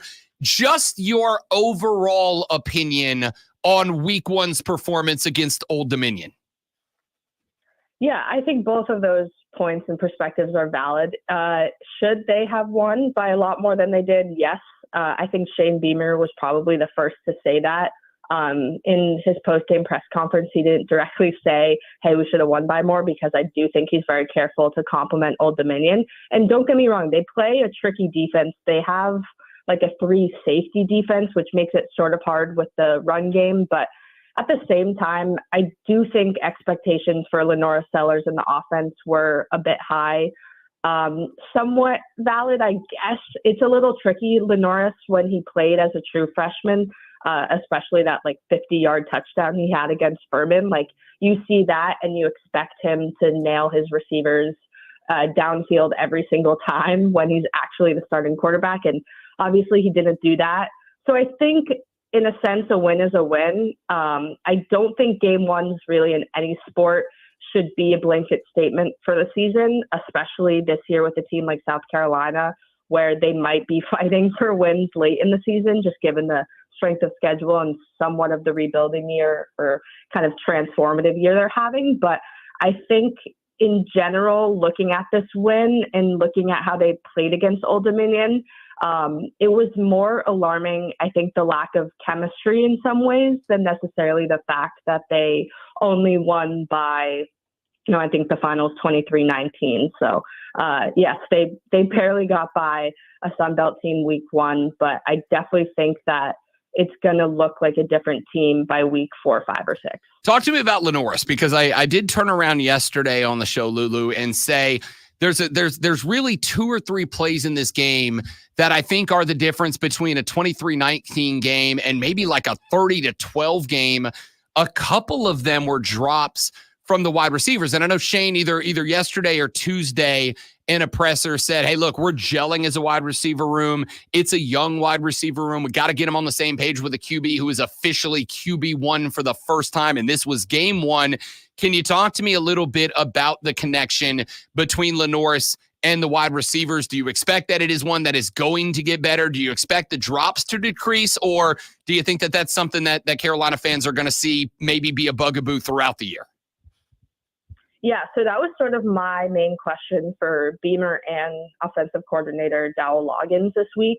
I think it's very valid as coaches to say a lot of those drop passes or kind of overthrown passes from Lenoris had to do with, chemistry. They're young. They're getting used to each other. I mean, there was like 5 transfer wide receivers this year for South Carolina. 1 has since left and went back to Louisville. But regardless, it's sort of like valid to point your finger and say, oh, we need to gel. But at the same time, that isn't something that can happen overnight. So I do think to a degree fans have to expect that the wide receivers aren't going to magically wake up on Saturday and feel 100% confident and comfortable with Lenoris. And I think it takes time. I asked Lenoris how he does kind of grow chemistry between his receivers. And he said, like, just, doing whatever you can after practice, like getting extra snaps against the defense. And again, I think that's all valid. But my biggest takeaway and sort of concern from that was if Beamer is going to continue to play 9 wide receivers game, like he's saying, or rotating a bunch, how does he expect Norris to get comfortable? Because I do think, yeah, you have to, if you're a quarterback, you have to be able to play with everyone and anyone who might be in the game at a given time. But I sort of wrote about this week how maybe pointing to 1 to 3 receivers and really working on, okay, they had the best game against Old Dominion. Going into Kentucky, how can we elevate them in the sense that the growth is rapid between sellers? Like Trey Jacobs had the most receiving yards by far. So I'm sort of like, he looked the best in game 1. Why don't you kind of focus on that going forward? You don't need to name him number 1 for the rest of the season. But I do think in terms of gelling together and getting Norris comfortable, he can't expect 9 receivers a game. He can't expect to magically gel with all of his teammates right away. And I think being a little bit more hyper-focused on a couple wide receivers that outshined the others in game 1 won't necessarily hurt them going forward. We are talking with Lulu Kesson. She works for the Greenville News covering the South Carolina Gamecocks athletic department. There was another clip, Lulu, that came out of that Shane Beamer discussion where he was talking about the wide receivers gelling and all that. And then he said, I told the team we've got 88 days until the Clemson game. And a lot of people cut that clip off at that moment, but he went on to explain what he meant was there's only 88 days left in college football. It's not like you've got 2-3 months to allow this team to gel. Shane's taken a little heat, a lot of Carolina fans, and I will absolutely blame it on some media members who are less ethical and good at their job than you are, Lulu, that have kind of massaged that clip to make it look as if Shane is just saying, hey, we care about the Clemson game and nothing else. I don't think that's true. I think he went on to explain himself pretty well. But from your perspective and your interaction with Shane leading up to the game against Old Dominion, leading out of the game towards this weekend at Kentucky, can you kind of give us your insight as to the attitude, the mentality of Shane Beamer trying to develop this team as we get ready for the SEC opener this weekend? Totally. And I'll preface it by saying to everyone listening who might pull up receipts from like Beamer 3 years ago, I've only been here since April. I'm still learning kind of how he handles things. That being said, I did see somewhat of anger and a little bit of a fire after the Old Dominion game. And it did seem like he was genuinely really disappointed. And I would say throughout preseason, we didn't, as media, we don't have a ton of access to practices, and we didn't have a lot this year. So it was difficult to really, like, we weren't necessarily seeing Beamer rip his players' heads off after they made a mistake. And I can't sit there and be like, okay, good, he holds them accountable. I don't know in that sense. So a lot of preseason practice was a little bit of sunshine and rainbows, just media seeing it through the lens of, okay, we're hearing what things are like through Beamer. Then we see Old Dominion and we see that game. And I think that Beamer's assessment that there was no execution, there was obviously a lack of chemistry and a lot of self-inflicted errors. I think that's very valid. And I do think that Beamer sort of continued to stand on that throughout his press conference on Tuesday. Yeah, I definitely would not have just taken that we're 88 days from Clemson clip. It's tricky because that's just naturally the last game on the schedule. And obviously there's a lot to say about the history of Clemson and South Carolina football. So that could have been twisted in any sense. But I do think Beamer on Tuesday was very clear that he was not pleased with his team. And he does, in a way, expect them to be a lot better. And quickly, I asked Dowell, like I said, about the chemistry. And he said, there's no secrets. There's no shortcuts. Like, the secret's in the dirt and it's hard work. He said they have to be an incredible practice team. And Dowell didn't think that the offense had a good practice before Old Dominion. And he did think that they were starting to have a better one this week. So the part of me wants to be like, hey, game ones are tough. And Beamer said, I think his direct quote was, game ones stink. He said that a lot leading up to Old Dominion. And I think in a sense, you practice for a month. And maybe by the end of it, you're kind of like losing steam when maybe they should have been gaining steam. So it'll be interesting to see week 2, especially with it being Kentucky. But I do think Beamer was very clear that his expectations for this team are that they need to play better than they did week 1. Talk to me a little bit about this Kentucky game. Again, I know you're kind of new to the area. Alonzo and I have been here and working on this show together for about 4 years now. And about 2.5 years ago, these two teams got together, and Mark Stoops went off a little bit and was talking about the concept of culture versus climate. And he said, we're trying to change the culture at Kentucky.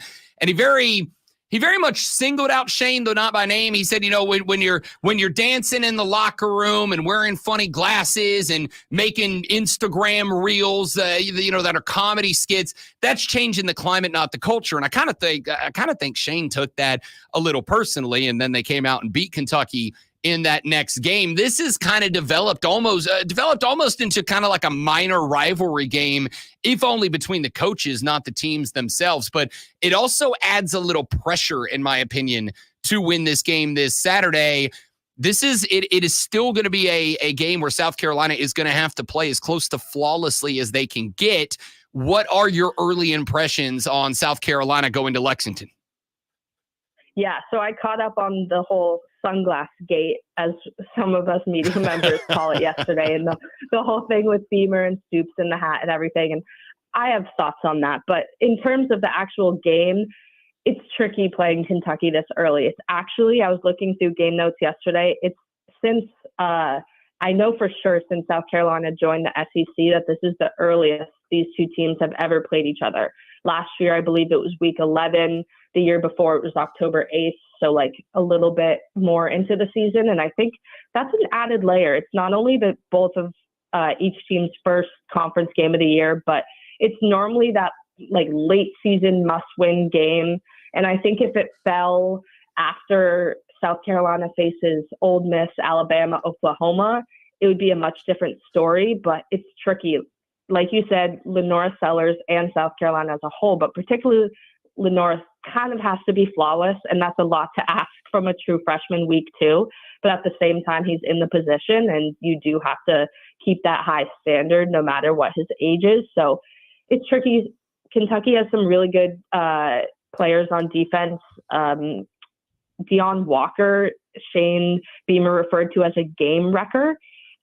He's just everywhere on the field and is looking to absolutely disrupt your offensive scheme. So I think it'll be absolutely a highly competitive match, a highly competitive game, a showdown in Lexington, as I've heard it described, but it'll be tricky. It's sort of a must-win game for South Carolina, but at the same time, how much can you really say in week 2? And I think that depending on South Carolina and how they play, they might wish that game was a little bit later in the season when, like Shane is wishing, Lenoris was gelling better with his receivers. But again, who knows? Maybe it does happen overnight. Lulu Kessin covers the Gamecocks for the Greenville News. Last one, and then we'll let you go, Lulu.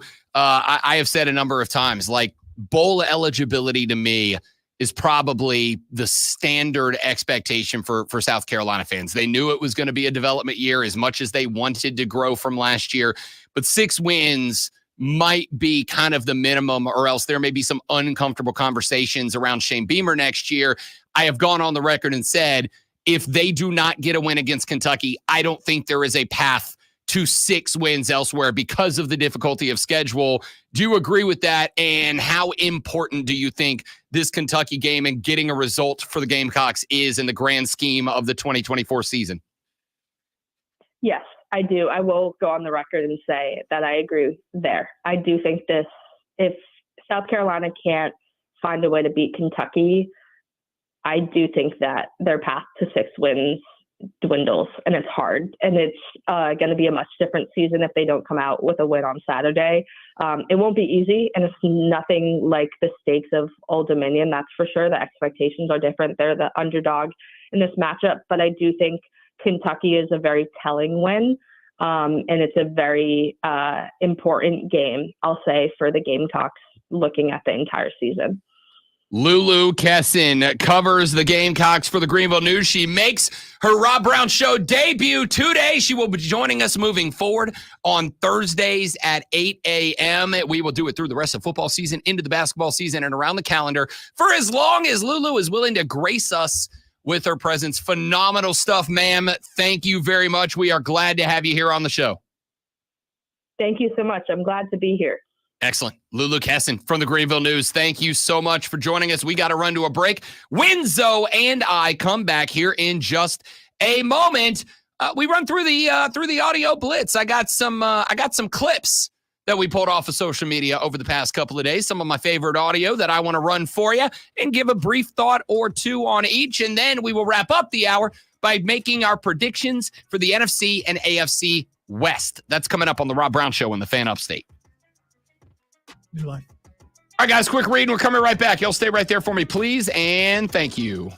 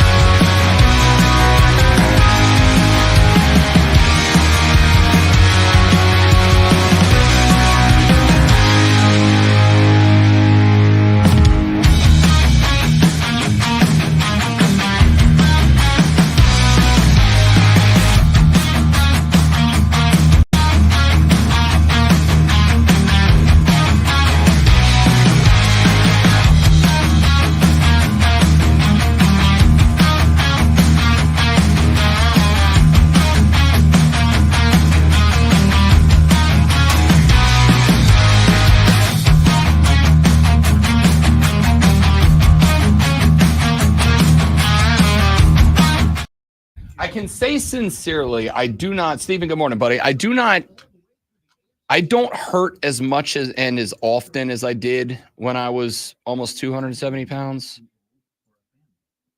I still hurt sometimes by just existing.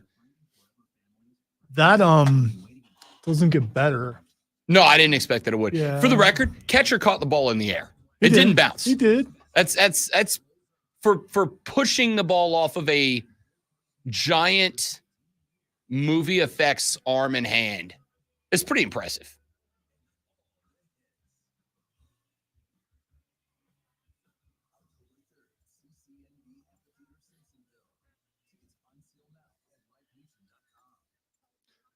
Lulu was good. That was her first like long form radio interview. She was good.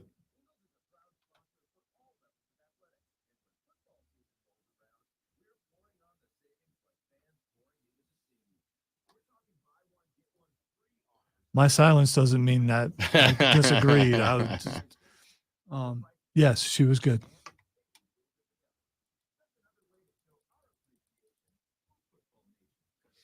I had one of those monster migraines yesterday that just a little bit's hanging on, but it takes so much out of you that you just, you're not quite there. Yup.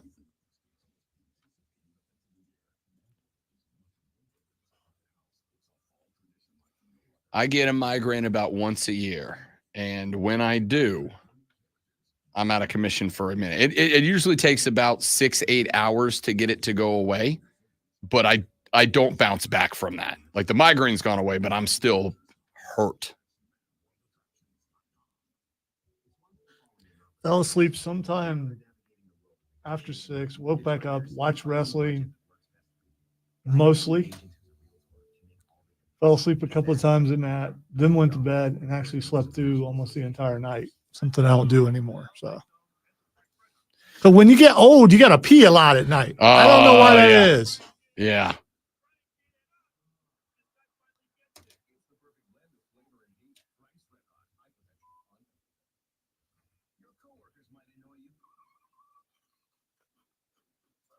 BetMGM has completely removed Florida State's odds from the book for this weekend against Memphis.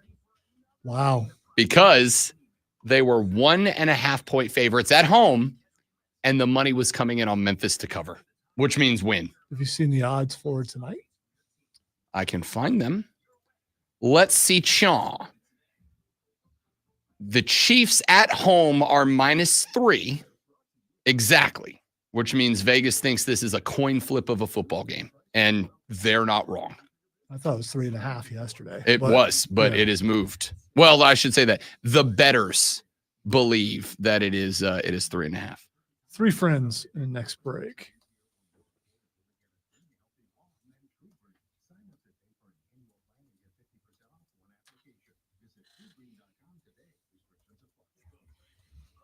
So I'm going to see Beetlejuice at 5:45. I might miss like the first couple minutes of the first quarter, but I have a recording so I can skip past the commercials. And unlike other people, I will not look at my phone on my drive home. So I'll have no idea what's going on. Didn't realize when I bought the tickets. Oh, I you didn't forgot. put- yeah. I was like, oh, but it's okay. Because you factor in the half hour of stinking commercials and stuff in the theater, Yeah. I should be good. Courtney came to me and she said, we're going to go watch Beetlejuice Sunday with my friends at 11 o'clock. And I went, no, man, we're not. She said, why? Your game doesn't start till 1. And I was like, yeah, the movie's 2.5 hours long, I believe. It's not, though. It's not? No, it's not. Okay. I think it's an hour and 50 minutes. Okay. Yeah.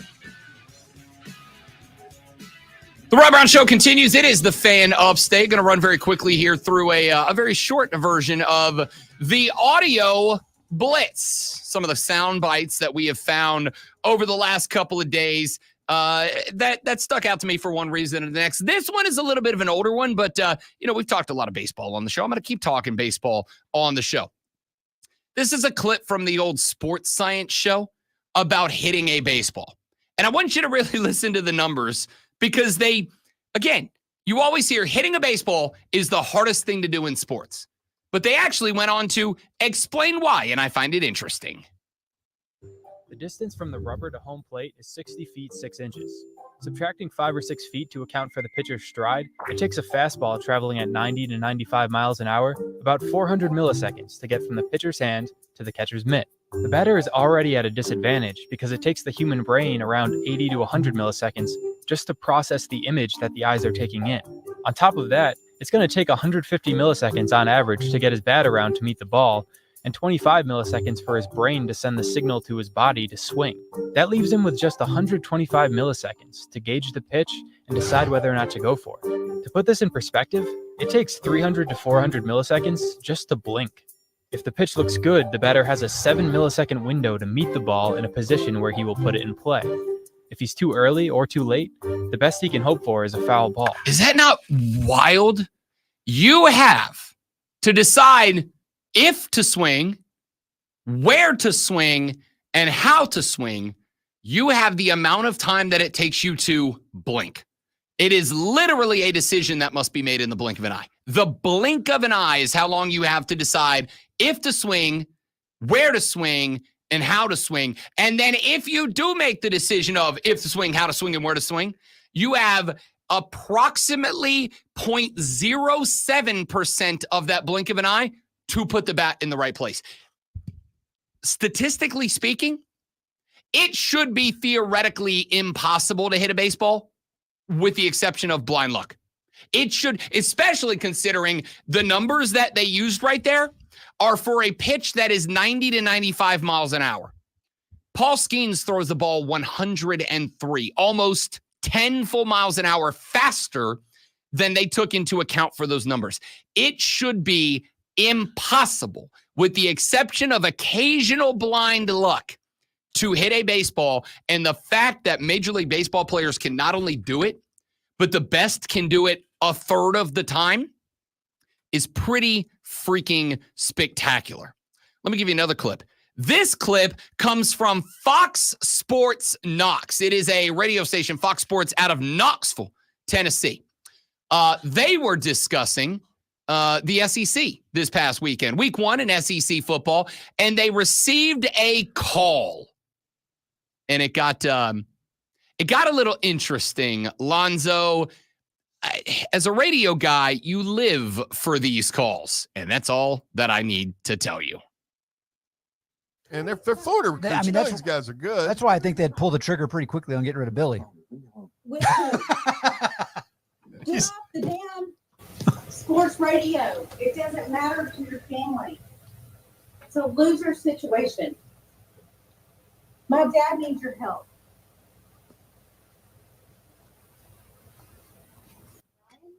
Cosmo Chris. So done with you. I know you don't care. I'll take your $2.5 million. Well, that's a first. My man called into a show because he just wanted to talk football. All right. Want to talk some Tennessee, want to talk some University of Florida, want to talk some SEC football, y'all. And in the background, in front of country, the wife says, get off the damn sports radio. It's a loser situation. She says, my dad needs your help. He says, I don't care. I'm done. And she says, I know you're done. I will take your $2.5 million and leave. That's the most awkward divorce threat in the history of divorce threats. Because if that guy loves sports radio, his buds are listening to it. And the wife just dropped, not only are you a loser for listening to and participating in sports talk radio, but I will take your $2.5 million and hit the road, Jack. Woof. Okay.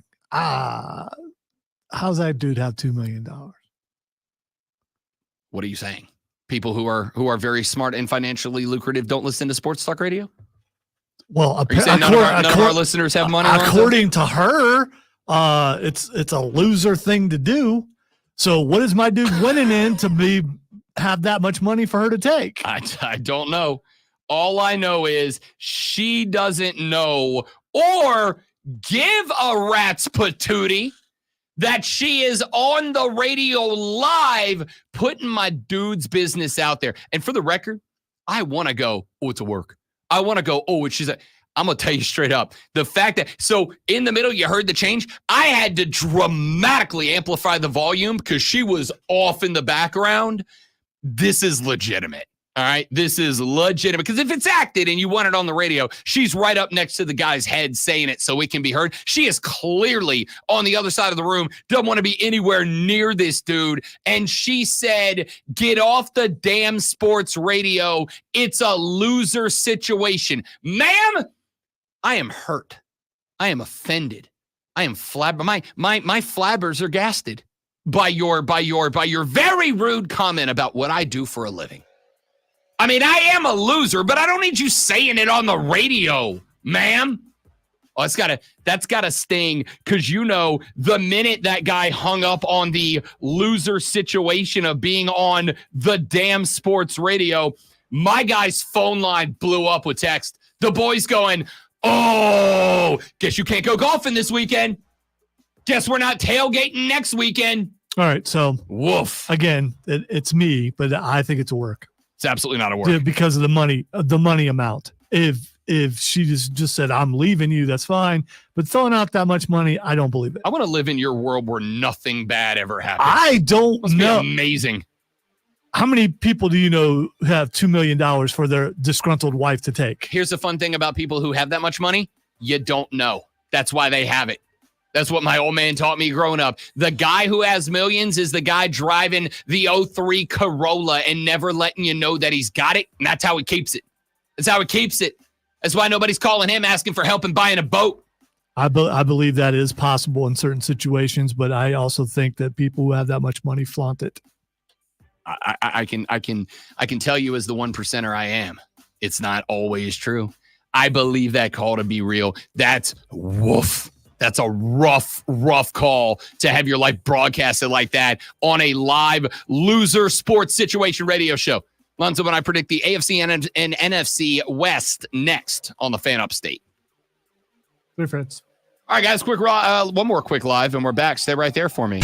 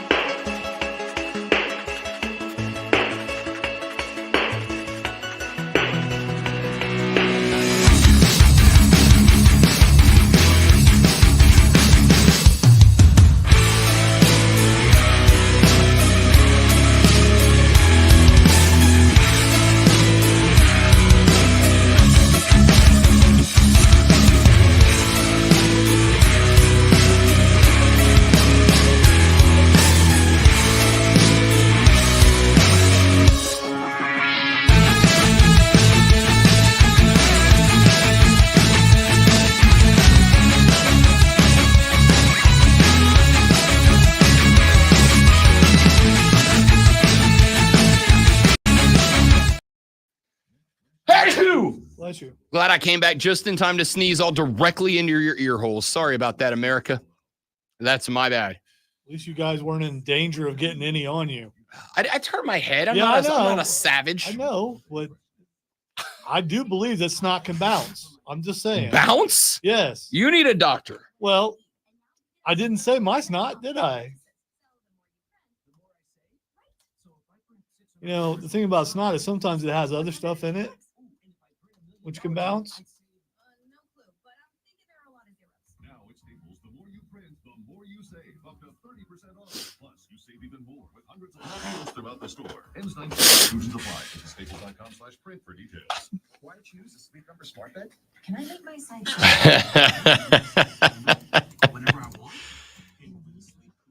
The show is just weird sometimes.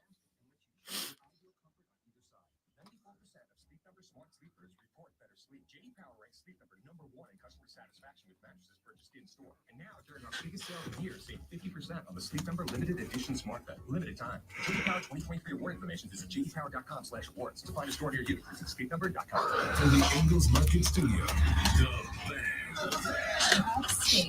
97.7 FM Greenville. 97.1 FM Spartanburg. Always live from the free the Infinity Sports Network. Text us at 71307. This is the Rundown Show with All right, let's talk some National Football League as we get set for Week 1, Game 1 this evening. The Kansas City Chiefs, the Baltimore Ravens, an AFC Championship game rematch from last year and potentially preview for this year. Today, we focus on the Western divisions of both the AFC and the NFC. Let us start in the NFC because, frankly, I think there is more discussion to be had there. There are some compelling storylines out of this division, in my opinion. The Arizona Cardinals. They have leaned in to Kyler Murray, but I also feel like this is Kyler Murray's last chance to prove himself. If Kyler Murray don't get it done, he is going to have to go Justin Fields somewhere else next year. Go spend a year as a backup. Go spend a year getting everything he did in Arizona out of the noggin and hopefully reprogramming himself to be better elsewhere. The LA Rams. Los Angeles has quietly put together a team that a lot of people think might be a dark horse contender for this season. Will they? Won't they? I don't know. I am very interested in that. The Seattle Seahawks. Geno Smith is just a couple of seasons removed from being the NFL comeback player of the year award winner. But of course, that was under Dave Canales, now the head coach at the Carolina Panthers. Geno did take a step back last year, but it was not a dramatic one. It was a minor step back, a step back nonetheless. Seattle has bought all in on what they are trying to build there under Mike McDonald. And then, of course, you have, last but not least, the San Francisco 49ers. And the 49ers storyline, to me, great one, is very simple. If they can't do it this year, they got to blow it up. All right? If they can't get by Mahomes and the Chiefs or whoever comes out of the AFC as the team that did, the San Francisco 49ers have to blow it up because you can't be better. And we'll start there because the 49ers are minus 200 to win the NFC West. They are not just a favorite. They are one of the two shortest favorites to win their division. It is San Francisco and it is Kansas City, the two teams we talk about today as likely divisional winners. Kansas City, and I believe this, and this is based on salary cap more than it is anything else, even with the restructuring of Trent Williams, even with the restructuring of Deebo Samuels. I do not believe that the 49ers can be better than they are this year. They got Ayuk happy with a 4-year deal. Debo restructured. McCaffrey was able to stay healthy all year last year. Kittle is hitting the point where he's kind of in his prime. And they got a fullback, a legitimate, genuine fullback. Use check. This team can't be better than it is this year. If they can't get it done this year, they can't get it done with the current iteration of players. I think they know that. And because of the fact that I think they know that, we can talk about the Cardinals and Kyler Murray. We can talk about the Rams because I really like what the Rams have built. But as far as I am concerned, San Francisco is winning this division, Lonzo, and I think they're going at worst like 13-4 to do it. What's your projected order for the rest? I'm going to go San Francisco 1, Los Angeles 2. I'm actually going to go Arizona 3, Seattle 4. Okay, I'm just going to flip the Arizona and Seattle. So, but what 1 and 2 are the same. I don't understand about they need to blow it up because they can't beat Kansas City. There's no guarantee Kansas City makes it to the Super Bowl. But or whoever does. Yeah. In your opinion, I can tell you my opinion. San Francisco is the best team in the NFC, and they have been for a couple years now. Why would you blow up the best team in the NFC because they can't win the big one? What are you going to – there's only one change that you could possibly make that can make them better, and that's quarterback. But we've seen other people in that system not be able to run it the way that Brock Purdy does. I don't disagree, but I also don't agree with the folks that are trying to put Brock Purdy into the elite quarterback conversation. He's not. All right. Yeah, I wouldn't do that. He is the right guy for the right system. He is the guy that has shown that he can run the system the best. That is not to say there aren't other guys who could. I have no idea. All right. We know the guys that can't because they haven't. And we know Brock Purdy can run it. But I think that if they had a guy in there, so this is the way I phrased it. Brock Purdy is a good quarterback who can be carried to success by a great team, but not a great team that can carry a good team to success. That's how I feel about Brock Purdy. I think he's good enough if you surround him with a great team. And I do believe the San Francisco 49ers are a great team. Now, I will make one amendment to that great one. And the one amendment I would make to that is this. Maybe they can get a better quarterback to replace Brock Purdy. Maybe they can bring in a great quarterback who can lead a great team to success. Here's the problem. If they get close but no cigar, they're drafted 31, 30, 29, 28. There are no, and very rarely, if ever are there, generational rookie quarterbacks that nobody's getting drafted at QB at 20, 15 through 32 that I go, that's a guy you plug in there as a rookie. So if you're going to grab that guy, you got to go get that guy. You got to trade that guy, maybe pick him up in free agency. Here's the problem. The 49ers, because of the deal with Ayuk, because of the deal with Debo, they're under the cap, but not much. And they're going to go above the cap and have to restructure some guys again next year. I know that the one position they can't acquire a free agent for a top flight contract, which is what you'll have, is quarterback, which means you got to trade for the guy. But if you're going to trade for the guy, teams are going to want one of your big pieces for the guy because quarterbacks, when they go on the trade block, they're getting huge prices, in which case now I got to blow up the skill set I built around Brock Purdy to get Brock Purdy's replacement, in which case I don't know how much I'm gaining by switching out the signal caller. I don't know if there is a path for San Francisco to replace Brock Purdy if they do get to the point this year where they get close but no cigar, and we all come in here the day after they lose the NFC title game or the Super Bowl, whatever, and we all agree Brock Purdy was the reason why. I don't know that they can replace him. Well, and yes, they can't do it through the draft unless they get lucky and find some late round draft pick who fell and shouldn't have fallen or something like that. Unless they get a Tom Brady. I mean, honestly, I know you don't want to use that as an example, but he's kind of the go-to for late round quarterbacks. That is the prime example for sure. Or unless they somehow find the knack that Andy Reid has of finding late round players and getting a lot out of them. I don't know. All I know is the thing that bothered me the most about what you said is them blowing it up. Because then what do you have? I mean, I just I get it for salary purposes, but there's no blowing this team up. And there's also they also I don't know of any other NFC team that's going to compete with them. if they let's say it happens again for the third time, San Francisco makes it to the Super Bowl, and for the third time, Patrick Mahomes and the Chiefs beat them. Yeah, let's say that. I'm okay with us saying that. All right, for the sake of a discussion about the 49ers and not Kansas City, let's say that happens. All right. So If they're that just happens, there, but okay. If that happens, they go to the Super Bowl, they lose to Kansas City again.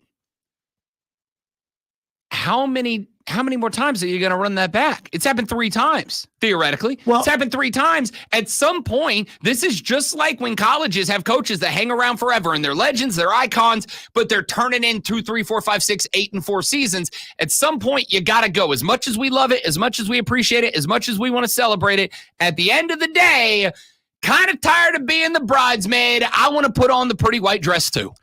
I think in every sport, there's a team that always says it would have been our time if it wasn't for that team. And this is the problem. San Francisco has gotten really good at a time when that team is on the other side, and that team is been their nemesis every time.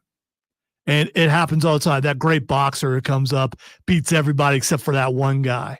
That great basketball team, like the Bulls back in the day, could not get past Detroit no matter what. Finally, they did, but it took them forever to do it. In this case, in the NFL right now, if there was no Kansas City, San Francisco would probably be the Super Bowl winner They'd the have last couple 3 times. Yes. They'd have 3. Right. Right? I agree with you. But again, how many times do you run into a brick wall before you go, this way don't work? And that's kind of the problem. And whether you blame it all on Mahomes or not, if Mahomes loses and let's say the Ravens beat him, the result is still the same, right? The result is you either can't get by Mahomes or the team that beat Mahomes. And if you can't win the Super Bowl with this team, and that is the objective, which it is, what's the point? What's the point? What's the point of keeping a team together if they can't get it done? And I'm going to say if they lose 3 in the last, 5 years? If they lose 3 in the last 5 years, then I'm pretty comfortable going, they, as constructed, can't get it done. Now, you could take a big risk. You could move on from Kyle Shanahan. You can move on from the head coach and go, the head coach gets us there, but he can't get it done. A lot of teams do that. Or you could take the risk and go, you know what? It's going to cost us Debo, or it's going to cost us Ayuk, or it's going to cost us Kittle, but we got to get a new QB in here and see if that can elevate us. I don't know what the move is, but I don't think there is a path to replace the quarterback that doesn't either cost you, or that doesn't, frankly, end of discussion, cost you a hell of a lot of resources to get a first-round draft pick and then ride with a rookie, which we know fails way more than it works, or go get a high-round draft pick, because that's pretty much your options at that point. Hey, they're still not Buffalo, though. I don't know why. I don't know what Buffalo's got to do with it. How many years in a row Buffalo went to the Super Bowl and lost? Oh, we're going old school Bills. Yes. Yeah, my buddy Jack's a Buffalo guy, and he's like 27, and even he hurts from that. Wasn't even alive yet. Yeah. And even he hurts for that. I get it. You know what's not going to hurt? Your ears when Lonzo reads these words for you. That's the nicest thing you've said to me all day. Charlie Morton earned his, and you're not wrong, Charlie Morton earned his 8th win of the season with a 5-inning, 2-run, 8-strikeout performance for the Atlanta Braves in a 3-0 win over Colorado. Atlanta attempts the sweep tonight, just a half game up on the Mets for the final wild card spot. The LSU Tigers have lost starting running back John Emery Jr. for the season with a torn ACL. According to reports, Emery played in 7 games last year and started against USC last Sunday, rushing for 61 yards on 10 carries. The Tigers will rely on sophomore Caleb Jackson and senior Josh Williams, who combined just 51 yards in week 1. By the way, commas are really important. Tune in this Saturday at 4:30 as the Furman Paladins take on the Charleston Southern Buccaneers. It's Furman versus Charleston Southern right here on your home for Paladins football, The Fan, Upstate.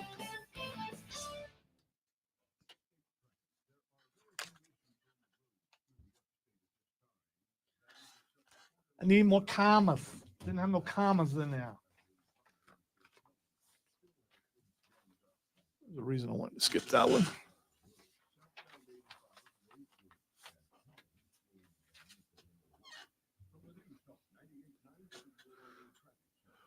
We know of the Madden curse, Zach.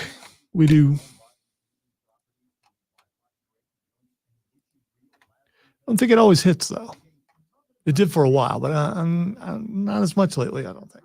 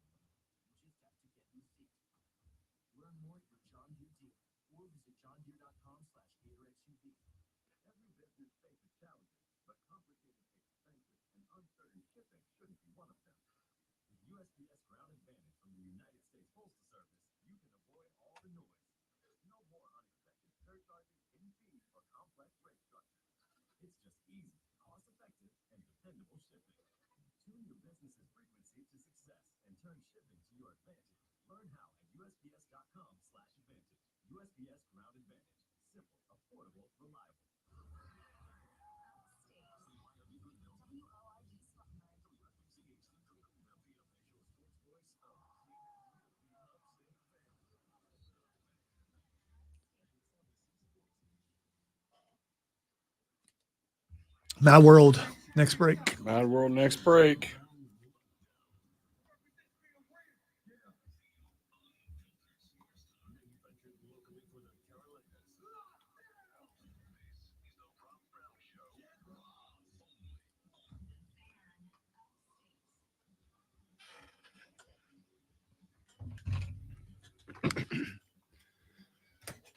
Here we go. Final hour of the Rob Brown Show starts now. Welcome back, ladies and gentlemen. Rob, the great one, Alonzo, with you here as we celebrate the beginning of the National Football League season. Week 1, night 1, game 1, tonight, Chiefs, Ravens, Arrowhead Stadium, Kansas City, Missouri. Can't wait. Can't wait. Going to be a big night in the NFL. And BT Dubs. In case you weren't aware, you weren't paying attention, in case you didn't know. Great one. We got NFL football tonight. We got NFL football tomorrow night. We got college football Saturday night. We got NFL football Sunday night. We got NFL football Monday night. Y'all, if I may channel my inner Scott Henson for just a minute, 5 nights of nighttime football starts now. Let's go. Let's go. What is he? Best time of the year. It don't start now. It don't start for another, 11 hours. Listen, let me tell you how this day is going to go for Uncle Rob Brown. All right. Here's how this day is going to go for yours truly. When we get done here, I'm going to walk into that studio right next door. I'm going to lay down some promos, some commercials, some ads, some reads, some stuff I got to do, real stuff, adulting, I think the kids call it now. And then I'm going to walk over into the fortress of nerditude. I'm going to sit down in front of that computer and I'm going to load in some podcasts. I'm going to get some clips up for you. Make sure you're following us on your podcast provider of choice, Spotify, Google, Apple, iTunes, wherever it is you get your major podcasts. Make sure you go find, search out, and subscribe to The Rob Brown Show, because not only do we bring you all 4 hours of the show in their entirety at the conclusion of every show, but the majority of days, I also pull out some highlight segments and put them off to the side, and I do them express style. I even take my dramatic ass pregnant pauses out of there. So we turn 13-minute segments into like 8-minute segments. We turn 60-minute segments into like 40-minute segments, just so you can enjoy the Rob Brown Show as fast as you like on demand. All right. But I'm going to go over there. I'm glad you finally said we, because you would have had a lot more work to do today.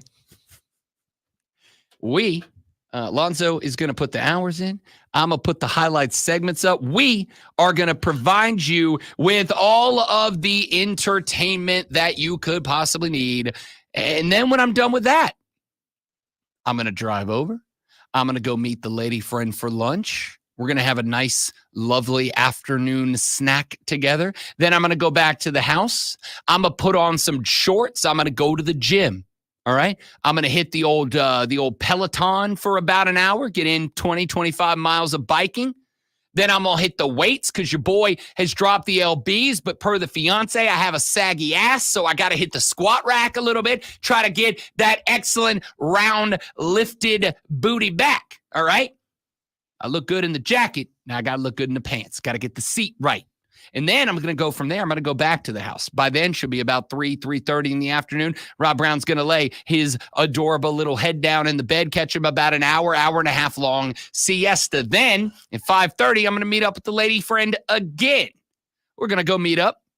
We're going to go to our little wine spot. Going to have a nice glass. Probably, I'm thinking maybe a little Malbec tonight. I'm in the mood for some Malbec. All right, I'm going to sip a couple glasses of red wine just to feel nice, just to feel good. Then we're going to sit in front of the big screen. She already knows what tonight is. We're going to sit in front of the big screen, and we are going to watch some NFL football.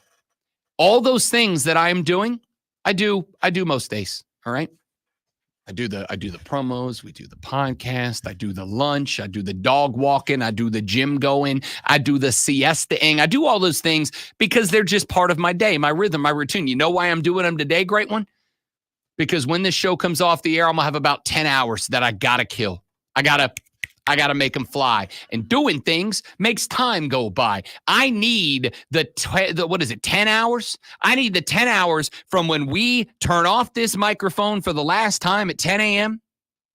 and when the NFL welcomes us into the 2024 season at 8:00 whatever it is this evening. I need that 10 hours to go by el rapido, as quickly as possible. So I'm going to be doing every dumb thing I can think of from 10 until 8 p.m. just to kill the time. The lady, she already knows. She already knows. We're doing it. We're doing our wine date because on Thursdays it's wine date night. All right. We're doing our wine. We're doing our charcuterie tonight. Getting a nice little charcuterie board. Think I'm going to lean heavy on the meat tonight. All right. Going to lean heavy on the pepperoni, the salami, the real good stuff. We're going to buy the expensive charcuterie board tonight. We're going to treat yourself because, and I have already apologized to her, the next 5 nights of my life, they're all occupied. All right. No date nights. Because we got NFL tonight, NFL tomorrow, college football Saturday, NFL Sunday, NFL Monday. I'm busy. Don't call me. Don't text. You can call me. You can text me if you're one of the circle of trust. All right. If you got Rob Brown's contact information in your phone, you may absolutely call me. You may absolutely text me. I'm not a one-trick pony. I'm a multitasker. I can watch the football game and I can text or call or Facebook or whatever you need me to do. All right, I'm a multitasker. I got to multitask all the time. I multitask every segment this show's on the air. I'm a multitasker. What you can't do is you can't text me and go, "Hey, Rob Brown, do you want to go do this thing on Saturday? No, I do not.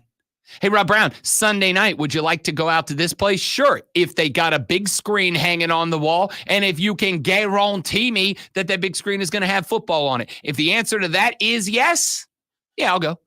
But if it ain't to go watch the football, don't waste your breath. Don't waste your text. All right? I don't know if y'all got limited text, like you can only send 100 a month. If you can, don't send one to me. You're wasting the text because the answer's no. All right? The most important person in my life has already been told the next 5 nights, they're all football nights in America. We ain't doing nothing. Nothing at all. All right? All right, let's do this before we get to Fight Club coming up in the next segment. We have gotten some text and some tweets and some DMs and whatnot that I would like to address. Let's do that. Let's start with a DM that we got earlier today from @Carolina Spartan. We got the DM from, it's @SC Sparty. Texted the show. Said, Rob, how long until earlier we talked about the FSU defensive line, how it's, what's the word I'm looking for here? Sucks. It's real bad at football. I was going to say rich. Yeah, but also rich. Yeah. Bruce Feldman reporting that he's been told that the FSU defensive line is getting paid a cumulative $2 million to play in Tallahassee this season. And yet, they're very bad at the footballing.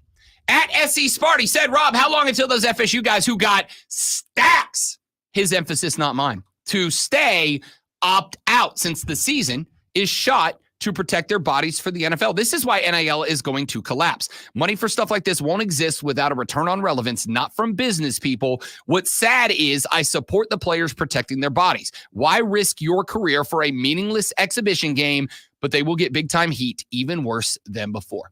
And that is a fantastic question. I will address it in 2 parts @SC Sparty on the X. If you want to toss him a follow, a fellow Armada member. How long until those FSU guys who got stacks to stay opt out since the season is shot to protect their bodies for the NFL? I don't know. I would not be shocked if it was now. If those guys know they're going to the league, but there's a couple of things to take into consideration here. One, and I do not know if this is accurate or correct or not, but I'm going to tell you right now, as an NIL collective, if I am drawing up NIL contracts with players, I am putting in there, if you do not play and it is not directly caused by an injury or illness, you ain't getting the NIL money. I am treating NIL money just like the NFL treats game checks. If you miss due to injury, fine, get your money. Due to illness, fine, get your money. But if you miss because of suspension or because you quit to go to the league, you're not getting the check. Now, what's to say that a guy like Pat Payton doesn't dress out, go out there, play a couple of downs, and all of a sudden, ouch, my ankle? Nothing. I can't stop him from doing that. But that leads me to point number 2, which is, this is why I've said the transfer portal should be supplemental to recruiting guys who want to be at your school. The transfer portal should be an extra resource that is added on top of your primary resource of recruiting high school kids who want to come play for you and want to come play for your school, your logo, your brand, your university. Because if you go and you build your core out of the portal, as Mike Norvell has, and those guys in the portal are all guys that are doing it just because they want to go to the show, they want to get up into the big leagues, and you go 0-2 and you're knocked out of playoff contention 2 weeks into the season, and they all go, screw that, I'm going out to Arizona to start my NFL draft combine training. Guess what? Sucks to be you, Mike Norvell. Sucks to be you. I get why. Just so we're clear, I understand why Dabo Swinney doesn't want to use the portal. I completely understand. I completely get it. I don't think it's good for him. I think he needs to use it as the supplemental deal, not the primary source of talent. But I completely understand, because what Dabo doesn't want to happen is exactly what's happening to Florida State right now. But this is why I've said every situation, every circumstance we talk about, if you look at the world through a lens of black or white, left or right, it's going to be a long, difficult life ahead of you, because the reality is everything, I don't care what the thing is, everything you can think of, every political idea or religious viewpoint or sports philosophy or regular philosophy, everything that you think of, everything you can think of, exists on a spectrum. Everything. Doesn't matter. Doesn't matter. You can think of whatever, any philosophy you want. It exists on a spectrum. And there are some people that are way over at that end, that's Dabo Swinney, and some people that are way over at that end, and that's Mike Norvell. But the reality is, for all of those things, the best version of that thing exists somewhere in between the extremes. There are very few things that the extreme on this side or the extreme on this side are the best thing of that thing. The reality is, for most things, the premium's in the middle. It's in the middle of that spectrum. Transfer portal's no different. The Dabo Swinney end of the spectrum is not good. It's not going to work. It's proven. The Mike Norvell end of the spectrum does not work either. The reality is there's a middle ground, and it may be tilted towards one end of the spectrum or the other, but the reality is there's a middle spot somewhere that is the best version of that thing. My belief, it is using it as a supplemental resource to add on to your recruiting classes. I agree with you, SC Sparty. I don't have any issue with players who want to protect their bodies when they know they're NFL guys. But here's the other part of that conversation, and Joey B nailed it when he stepped into the stream chat and said, who could look at that FSU D-line and think any of those guys should be in the NFL? That's a reality for these guys. They put so much into playing with the portal and getting the bag and all that. I don't think they were ready for football season. And if I'm an NFL scout, it's not just about the fact that they stink on the field this year. It's also about the fact that, at least in my ever so humble yet frequently correct opinion, it's why they stink. I don't just know that they stink. I know why they stink. Why they stink is because they ain't got love for the game. They ain't got love for the grind, the hard work. Listen, all these guys that go in the NFL and stick around for years and they bounce team to team to team, yeah, they're doing it for a paycheck. Everybody who does a job, I do this job for a paycheck. I love this job. I love this job so much I get up at 3:15 in the morning every weekday for it. But I do it for the paycheck. If the boss came to me tomorrow and said, hey, Rob Brown, you are welcome to stay as long as you want, but we don't pay you anymore, I got to go. Same with Lonzo and Matt Man and Nine and Stone Man, everybody in this building. If they came tomorrow and said, you can do it because all of you guys love this. You can do it, but we're not paying you anymore. We would all have to go somewhere else. Same with football players, college and pro. But you at least got to show me that you don't mind the grind. If you're not grinding for the team, for the logo, for the brand, for the love of the game, if you're only grinding for the money, at least show me that you'll grind for the money. I look at the guys playing for Florida State right now. I don't even see that they're willing to grind for the money. They are averaging, every one of those defensive linemen is averaging $500,000 to play football this year, and they're not willing to grind for it. They are hurting themselves in the NFL. They are hurting themselves. Let's see. Texture said it's going to get worse at Florida State when these potential draft picks freelance to showcase individual talent. That is part of the problem. It's part of the problem. How many of these guys, I wonder, I'm not saying there are, I don't know. I've watched the game back a couple of times. I don't think it's the case. But how many of these guys might go out there and go, coach called a twist. He caught a twist between the two defensive tackles, and I'm supposed to be the guy running the upfront twist. That means I can't get the sack. I am intentionally running into a double team so that the other tackle can twist around me and hopefully come open. I'm not doing that. Because I need stats. I need sacks. I need to prove to guys that I'm worth the top tier draft pick. I ain't doing a twist. I'm going to look at my boy and go, hey, I'm not twisting. You do whatever you want, but I'm not doing that. I'm going to get the quarterback. Maybe. But again, that's on the head coach. It's on the head coach when he brings these guys in to be part of the team. It's on the head coach to make sure that he is doing whatever he needs to do to make sure he does not end up with that player. You are making, as the head coach of a Power 4 university, $7, $8, $9, $10, $11, $12, $13 million a year. I don't care if your job's hard. I don't care. Oh, your job's hard. I don't care, Billy Napier. I don't care, Dabo Swinney. I don't care, Shane Beamer. I don't care, Mike Norvell. You are getting paid a dream amount of money to do the job. Yeah, it's going to be hard. There's no easy jobs that pay $11 million a year. None. Not a one. Nowhere. You're never going to find an easy job for $11 million a year. That's part of your job. Do it, or get the hell out and move for someone who will. It's not that complicated or that difficult. Do the job you're getting paid an ass load of money to do, or get out of the way, and we will find someone who freaking will. That's part of the gig, man. Get it or get out. It's real simple. It is real simple. Let's take a break. When we come back, it's Thursday. You know what that means. Fight Club with the great one, Lonzo. We talk a little pro wrestling and maybe some boxing, MMA. We'll find out when we come back on the Rob Brown Show in the Fan Off State. All right, guys, live reading. We're back. Stay right there for me, please, and thank you.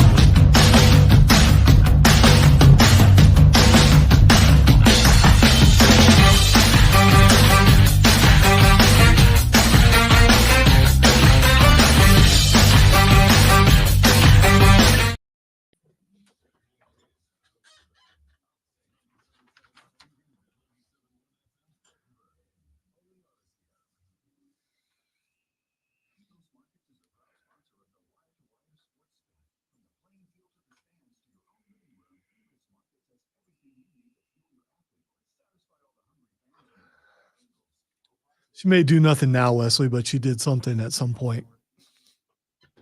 Whatever something may be. Shall remain commentary free.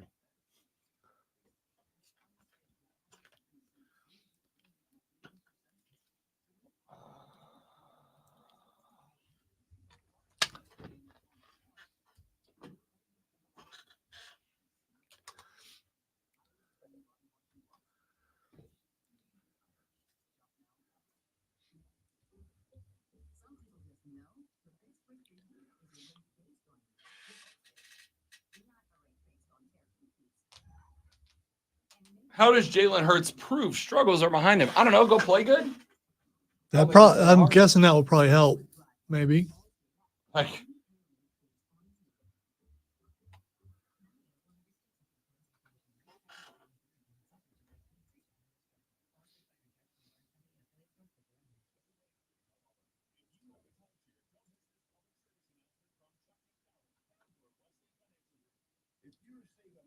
I'm seriously considering adding Say His Name and He Appears to my Fight Club intro. I'm here for it.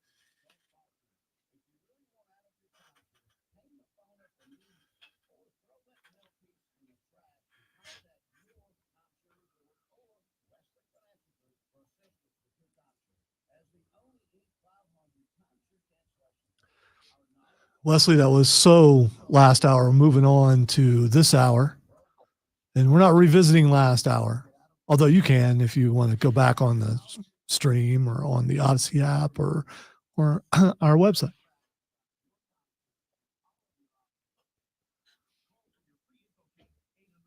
Not trying to challenge him, but that's the only time Rob truly has gotten me.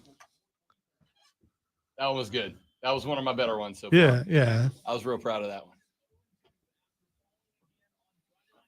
It just reminds me when I used to hide underneath the window when Ann Robards would do news, and I would jump out in the middle of her doing news. I got her so many times, I thought for sure I was going to get in trouble. I never did. I think the statute of limitations is up, so I should be all right.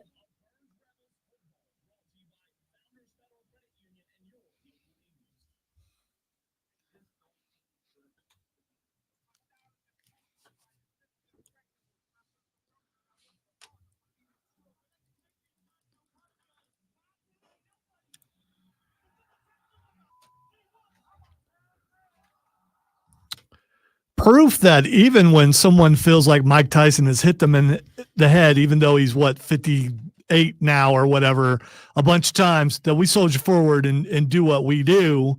We got, again, another pay-per-view. This is like 3 weeks in a row that there's either a pay-per-view or a PLE happening. And this Saturday or Sunday or sometime during the weekend, it's on the 7th. That would be Saturday. AEW All Out is happening. But before we get to that, I just got two quick WWE notes. One is since Rob was patting himself on the back so much today, I got one for me. Damian Priest sat right over there, and I asked him about an acting career, and he just kind of played it off a little bit. According to Damian Priest, he was going to be Prince Namor. I saw that. He was going to be in Black Panther 2, but Vince McMahon said no. Just one more terrible decision from a terrible person. And I got to tell you, he would have been good in that role. He'd have been perfect in that Yes, role. yes, he And would no have. disrespect to the guy that ended up playing Namor. Whatever that guy's name is. Yeah, with all due respect to that guy. Guy who is not Damian Priest. He would have looked like a badass as that. When Namor was, again, all due respect, but when Namor was like the same size and height as T'Challa's sister, fighting T'Challa's sister, it was if she would have had to go up against a guy who looked like and was played by Damian Priest, that would have been so much more, I'll use the word captivating. But yeah, that's a bad decision. Why would you not want to play? And I get it probably at the time, because at the time, Damian wasn't who he is today, right? He was the Archer of Infamy, NXT caliber Damian. So he wasn't like the biggest star. I would almost guarantee you if they approached today with that, it's 100% a yes. Yeah, but under this regime, for sure he would get. I think even if that jackass was still in charge, I think even he would have had to say yes. Do you want arguably one of your top 2 or 3 stars right now in the biggest movie franchise in the world? And oh, by the way, with for fact opportunities for more of that role down the line in the biggest movie franchise in the world. The fact that they didn't say yes, even if he wasn't one of their primary superstars, is frankly silly. You know what it is? It's bad business. And that's one thing. I mean, Vince McMahon, not a good person, but business wise, he made some pretty good decisions. That's a bad business decision. He made a lot of bad ones too, though. I mean, let's not skirt on those. And I get it. Nobody is going to bat 1,000 when it comes to making business decisions, for sure. I know that better than anybody. But yes, to say no to putting even a fringe star, or maybe even at the time jobber, into a role to look like a total badass in the biggest movie franchise in the game, I don't get that. By the way, speaking of Vince McMahon, although I don't think he gets the money from this, if you just happen to have enough money, the original Titan Towers is for sale. Really? Yeah. I thought they were still there. No, apparently not, because it's for sale. It's all over the internet, so it's got to be true. Oh, for sure. Yeah. So if Vince gonna have some bills to pay for a while. Well, I mean, he sold all his shares for a reason. Yep. Yeah. All right. Yep. Let's get to AEW All Out and some pretty good matches. Starting with this, depending on what you think of Daniel Garcia versus MJF. For the record, I love how they have set this up. I don't care. I thought that showing from Daniel Garcia and the way that he came out and got involved but did not overly ruin the match with Will Ospreay was good enough to intrigue me in this match. MJF. Yeah, MJF. I agree. Now that's not to say you won't get Daniel Garcia over in the long term, but I think you're going to see full Maxwell Jacob Freeman in this one, and then Daniel will get over later. Also, as you pointed out, not a big Daniel Garcia fan. It's not for the gimmick, because I actually think the gimmick can work. He just doesn't do it for me. I put him with not Jungle Boy. All right, so I'm just going to go in the order of the things that I have here. Sure. And there's no reason why this would be where it is, especially after what we saw last night. A steel cage lights out match, Swerve Strickland versus Hangman Page. Hangman Page, by the way, has now memed himself forever. Have you seen if you probably saw the video of him catching Swerve's house on fire, but the meme of him sitting out in front of it, it's great. Yeah, I mean, that's going to be used for so many different things. What I don't like Hangman on Page. At least I didn't. Rob and I have had this. You don't like face Hangman Adam Page. No, I didn't like Millennial Cowboy. That's the face. Yeah, I like guy who could be in a Rockstar game. I like a guy who, and probably will be if he's lucky. They're already putting posters up of him in Red Dead, sort of things. It looks really good. I like this guy. I like that he's distanced himself from the elite, and he's just this guy on his own. But who's the heel and who's the face here? Oh, Swerve's the face. They're both. I mean, Hangman's a clear heel. Swerve's definitely a tweener. Yeah, but in Swerve, this role, he's the face. Swerve went to Hangman's house first. Yeah, no, I know. He's definitely a tweener. And said multiple times he went to his house. Yep. This is the thing. This is kind of one of those things that sometimes you got to book long term. And I think this is a great spot for Hangman to go, hey, you did this first. You started this war. You were the first one because he didn't just go to his house. He stood over his child's crib and made threats. And then he said a couple of weeks ago, he went there and watched him take his wife to the hospital to have his second child. Yeah. So that's saying, hey, not only have I been in your house, but I've been there multiple times. Like, to me, Swerve's going to be painted as a face, but I think it's fair to say Hangman Adam Page is the face because Swerve started all this. I'm going to go with Hangman to win the match. I'm also going to go Millennial Cowboy Adams. It's the best. He's the best because I do think it is important for people to recognize that it's okay to not be okay and go seek help. And that was the whole point of that character. I think it is important to recognize that even tough guys sometimes need somebody to talk to. It's great. That was not the whole point of the character. You and I and Joe, by the way, were in Colombia when they came out. What was it, a Prius? It was a Prius. When they came out in a Prius. What's wrong with caring about the environment? Nothing. That has nothing to do with self-help. Nothing. And I still don't know how Luchasaurus got in there. The whole premise is that it is okay to not conform to traditional macho roles. You can still be a cowboy because sometimes when it's time, as long as you're willing to answer the bell, who cares if you're a conservationist, care about the environment, and believe in therapy? Those are good things. This public service announcement brought to you by Rob Brown. Now let's continue with the show. Chicago Street Fight. Can I be the Millennial Cowboy now since he's not? You've never not been. Willow Nightingale versus friend of the show, Chris Statlander. Chicago Street Fight. I really like Willow Nightingale. I'm very disappointed we didn't get to interview, although we did get Orange Cassidy, so I'm glad with that. Cassidy. But I still want to interview Willow Nightingale.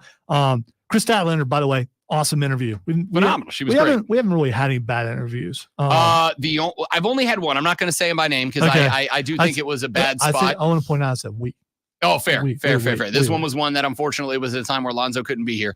I've had one bad interview. I never aired it because it made this guy, and he is a genuine bona fide Hall of Famer. Not like a guy where genuine bona fide all-time icon legend Hall of Famer. You were very upset. I was devastated because it was a bleep interview. I've never aired it, and I've never named him because I'm gonna give the guy, if I ever get the chance, an opportunity to redeem himself, because I've also heard no negative stories about the guy except my own. Stat was great. See, and I've heard a ton of negative stories, and I was not surprised by him doing what he did. All right, different circles. So you said Stat wins? I'm gonna go Stat. Okay, I'm going Nightingale. Okay, we finally differ on something. All right. By the way, Joe says the Prius is surprisingly roomy. Toyota should have had that in a commercial. I agree. I want with no context applied to it, a Prius commercial where a Prius drives into frame, the door opens, Luchasaurus gets out, waves, and leaves, and then that's just the end of the commercial with the words, "This guy fits, so can you." Yeah. And that's the context of the commercial. Yeah. All right. A&W. I believe in you. It's root beer. It's really good. AEW World Tag Team Championship match. The Young Bucks versus Claudio Castagnoli and Wheeler Yuta. If you watched last night, they jumped the Blackpool Combat Club, and Claudio had some things to say, which I really, really liked. But Young Bucks are going to win this. Yeah, I'm going to agree with you. I do think there is a spot down the line for the BCC to win this thing, but we kind of got to point out, like with a couple of recent Mox promos, like. Oh, he did another one last night. Did he? I haven't seen it yet. Yeah, so he's not with the BCC. No, anymore. he's not. And if you take Mox away from that, and you take Bryan Danielson, which is very close, you're taking him away from it. All you have left is Claudio and Wheeler. Yeah, but they've added Pac.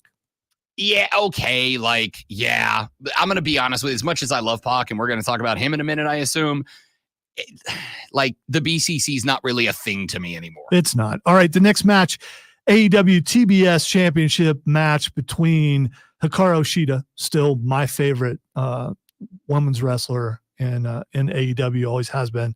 Loved it. She always has an homage to anime or to a video game, and she did that again last night. Versus a waste of space in Mercedes Moné. By the way, Camille is banned from ringside. I got to tell you, as excited as I was, because it did feel like a win, if a minor one, for AEW to get the artist formerly known as Sasha Banks, now Mercedes Moné. Felt like it was a win, and I just had to me, Britt Baker carried that rivalry leading up to the pay-per-view at Wembley. You got to, but Mercedes is going to get her opportunity. She didn't sign this contract to show up, win one feud, and drop it in the next. She hasn't been great since she got here, but she's also not dropping the belt here. Right. It's surprising. Me, you, and Joe all agree on this. I don't think we normally all three agree on something wrestling. That she's not good. It's just it's just not. It's she is. She comes on and I'm just like, yeah, let me give it a second. Now I need to fast forward past this. For the record, when she was in WWE, Sasha Banks, I thought it was great because it didn't feel forced. Right. This whole I got to be the CEO thing. It feels like it's pigeonholer. And so when you pigeonhole somebody into a gimmick, then they got to try to fight their way out of it, which is what she's doing. And it does not come across naturally. All right. 2 more matches real quick. AEW International Championship match between Will Ospreay and Pac, who we mentioned earlier. Again, Will Ospreay, the best wrestler in wrestling right now. Pac is amazing. He is. I've seen him live when he was with WWE and the heights that he was able to get then. It's like a human should not be able to do that. Keep in mind, a guy who came up and they wanted to put him in a cape and have him do a dumbass superhero gimmick, and he still survived that. Yeah, he was and still is very good. The problem is he cannot stay healthy. Yep. But I think you got to go Will Ospreay here. Oh, without a doubt. He didn't win. Again, another guy that he didn't win that feud with MJF to turn around and drop the belt in the next feud. I will tell you who wins this match. Us. Great one. Because this is going to, as the kids say, slap. All right. And finally, AEW World Championship match between Bryan Danielson and Jack Perry. Bryan Danielson still stipulation. If he loses, he's retiring. And so he's going to probably have a year long of this. He's not going to lose to Jack Perry unless he loses by disqualification. And I don't know. Does a disqualification loss means he'd still retire? I mean, I'd say a loss is a loss, right? Yeah, And that's I think true. I think you do it that way. What about a no contest? I mean, that's not a loss, but Right. how do you? It's not a win either. How do you do that, right? Like, how do you do that? And I would go one step further and say I would go one step further and say if Danielson drops the belt, takes an L, he's gone. That being said, Bryan Danielson is, in my opinion, the most important wrestler on the roster. He's more important than Jericho. He's more important than the Young Bucks. He's more important than Kenny Omega. As much as I think Kenny Omega is one of the two best wrestlers in the world, he's more important than all of them from what he did when he came over. He was the one that when he came over, you're like, oh, this company's legitimate. This company's got a chance. And we're still fighting, but this company's got a chance. He is going to have a retirement on par with what they did for Sting. You're going to know the match that he is going to drop the belt and the career, and it ain't against freaking Jack Perry. Yeah, it's going to be either Ospreay or a returning Kenny Omega. Yep. Or maybe John Moxley, something like that. Yeah, it's gonna be somebody. It is going to headline a massive pay-per-view, and they're basically gonna tell you this is the match he retires on without telling you this is the match he retires on, because he is, again, in my opinion, the most important wrestler to ever join the ranks of AEW. If anybody out there wants to help start a GoFundMe so we can buy Titan Towers, I mean, we're in. Yeah, I'll tell you what right now. I got like $15 right now. We probably can add some more both- later. We can both move to Connecticut and do the show from there every day. All right, we'll figure it out. I probably would move to Connecticut for that. Yes. To live in Titan Town. That'd be awesome. Hey, that's it for this segment of the show. When we come back, I got a couple more bits of sound I want to play for you. I'm going to tell you about an interesting little poll that came out by The Athletic. And then I'm going to play you what a legitimate Cajun accent sounds like for no other reason than I want to. He's Lonzo. I'm Rob. It's the Rob Brown Show. It's the Fan Upstate. I'm curious if that would be a copyright strike. No, I doubt. No, I guess it could be. Dude, I want to find out. But I think it's worth the risk. I mean, because it's a commercial.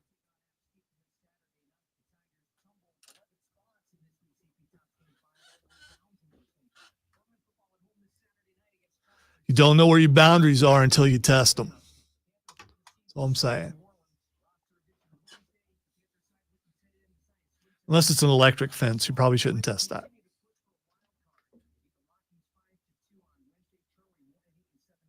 Morton.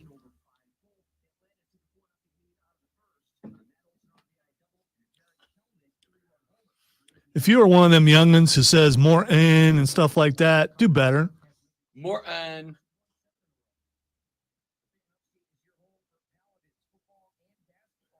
Good one, Steven. And you're absolutely correct.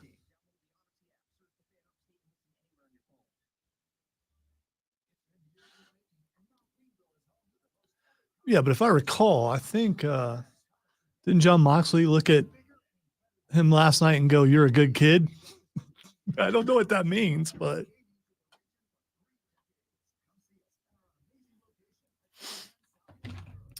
I honestly don't. As much as I think it would be an incredible match. I don't think Mox is the guy that retires him. He is going to go up against somebody who is either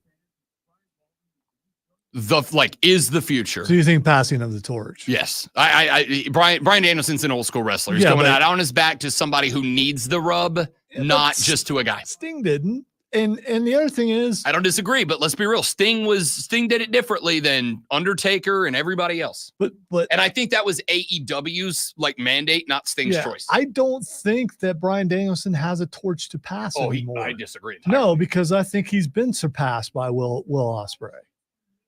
That doesn't mean he lost his legacy as Bryan Danielson. You can still have Undertaker was years past his torch when he retired. Who'd he pass it to? I mean, really, he should have walked it off with Bork. It should have been 30. He should have left the boots in the ring and never come back. Or not come back in that role. Not come back as an active wrestler.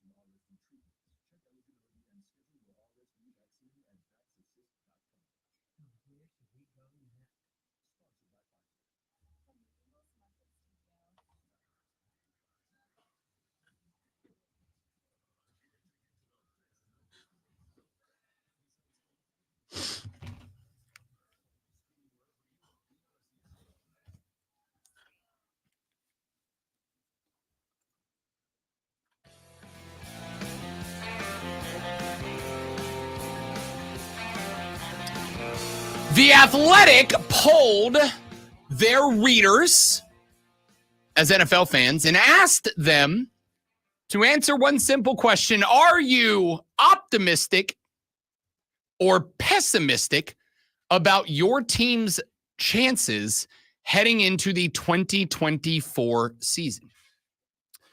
The results to me are, to be honest, pretty interesting. Pretty interesting. Lonzo, let's play the at-home quiz version of the Rob Brown Radio Show. Let's start at the top. Who is the fan base, according to the Athletics poll of their readers nationwide, who is the most optimistic fan base about their team's chances in 2024? I would jokingly say the Dallas Cowboys, but I'm not going to say that. Because you'd be very wrong. Because I'm going to go with the Kansas City Chiefs. That is incorrect. They are second on the list. But by the way, and I will tell you before you guess, it's not San Francisco either. I'm a little concerned about Kansas City because no one's three-peated ever before. Never. That would kind of make your optimism go down. But if any team was going to do it, they have a shot. Okay, the most optimistic, Buffalo? No. No. All right, I don't know. The Detroit Lions. Okay. All right. I get that. And after all the years of everything they've had to go through, and then they've steadily gotten better. And last year was so good. I get why they'd be optimistic. According to The Athletic, 98.8% of fans of the Detroit Lions who responded to this, 98.8% said they are optimistic about their team's chances. Kansas City second, only a 0.1% behind at 98.7%. The Chicago Bears are third at 97.6%. And for the record, I agree with them. Yeah, and I don't. Come on, people. Green Bay is. I can't wait till we get to the end of the season and I'm right about the Bears. Dude, we might be 3 games in and you may say, I'm sorry, Lonzo, you were right. Nope, not at all. Packers aren't going worse than 2-1 in their first 3. No, Bears. I mean Bears. You're probably right. You're probably right about Green Bay. Nah, Green Bay 97.1. Houston is 5th at 96.4%. The next Cincinnati, LA Rams, Philly, Jacksonville at 89.5% of their fans saying they're optimistic, and the Atlanta Falcons round out the top 10. Great one. Who is the least optimistic fan base in the NFL this year? Missed my window. By the time I find it, it's going to be way too late. I'm operating too slow. I would, first of all, I think I was told earlier in the week, that I'm too optimistic. I think you could be optimistic and not realistic. For sure. I'm going to go with Jacksonville is the most. I just told you Jacksonville's in the top 10. Yeah, the most unrealistic. I thought you asked who's the most unrealistic. Which fan base is most optimistic, or in this case, least optimistic, most pessimistic about their 2024 team? Most pessimistic. Yeah. I'm sorry. I should have actually listened. Yep. It's okay. It's most people don't. It's difficult sometimes because I'm fighting off a migraine. I usually pay close attention. It's got to be either the Panthers or the New England Patriots. Carolina is the 6th least optimistic. So I'm going to go with Patriots. Is the 4th. Wow. There are 3 teams more pessimistic about their 2024 team than the New England Patriots, who are going to be the worst team in the league. The Jets. They are not. They are actually right in the middle with 73%. I'm just trying to think of that fan base who's never believes their team's going to do anything. Really?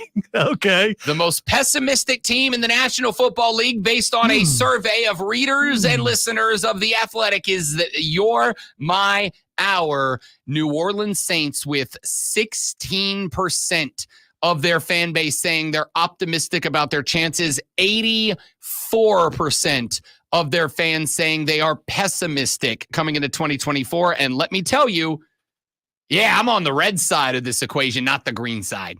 Yeah, we're going to stink. I think there was no doubt in anyone's mind where you stood. Yeah, on we're that. going to stink. And you'll find out how much I think we're going to stink tomorrow, because tomorrow we finish up our divisional preview series when we do the NFC and AFC South. Oh, can't wait for that. Second most pessimistic team in the NFL, the New York Giants are second. The Dallas Cowboys are the third most pessimistic team in the National Football League this year. How is that even possible? I mean, so I'm actually a little shocked by this. Cowboys fans poor mouth their team and don't think they're going to be any good. I mean, they don't, but that doesn't mean that what they say, trash talk, is what they exactly believe.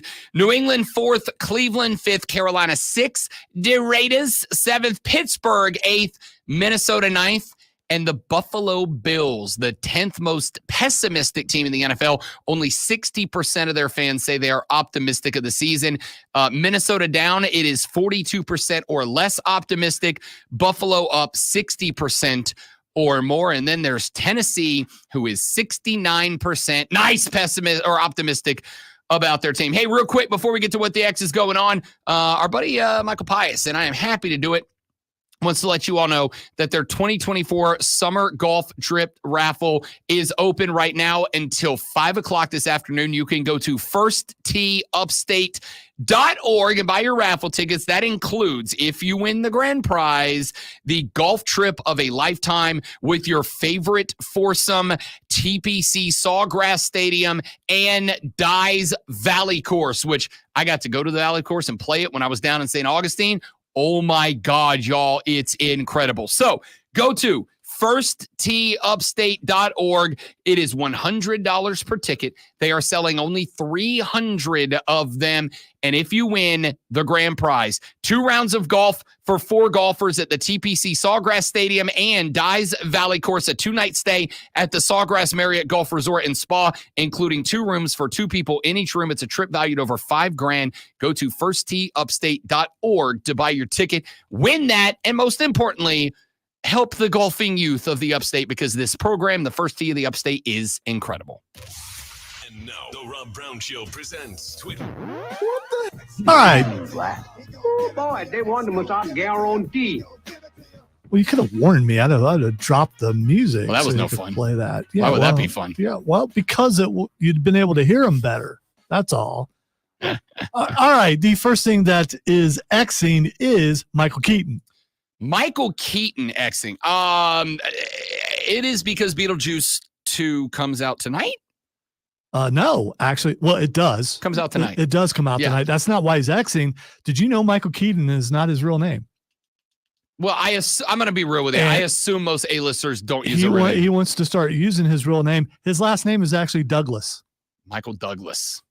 And because of SAG rules, you can't use the same name of someone who's already, because there is obviously a very famous Michael Douglas. Yeah, so he would like to go start using Michael Keaton Douglas. I mean, listen, if John Cougar Mellencamp / John Cougar / John Mellencamp / Cougar Mellencamp got away with 97 names. You skipped one. He went with just Mellencamp. Oh, he did go with just Mellencamp. Yeah. If John / Cougar / Mellencamp / John Cougar / Cougar Mellencamp / John Cougar Mellencamp can get away with using 90, then Batman / Beetlejuice can call himself whatever the hell he wants. I mean, that's cool that he wants to do that now, I suppose. Yeah. All right. The next thing that's Xing is Court of Owls. Court of Owls. I know that there is a reason for this. I'm assuming it is video game related, though I don't know for certain. All right. So Matt Reeves has come out and said the script is almost done for The Batman Part 2. And he said it will delve even more into conspiracy and things like that.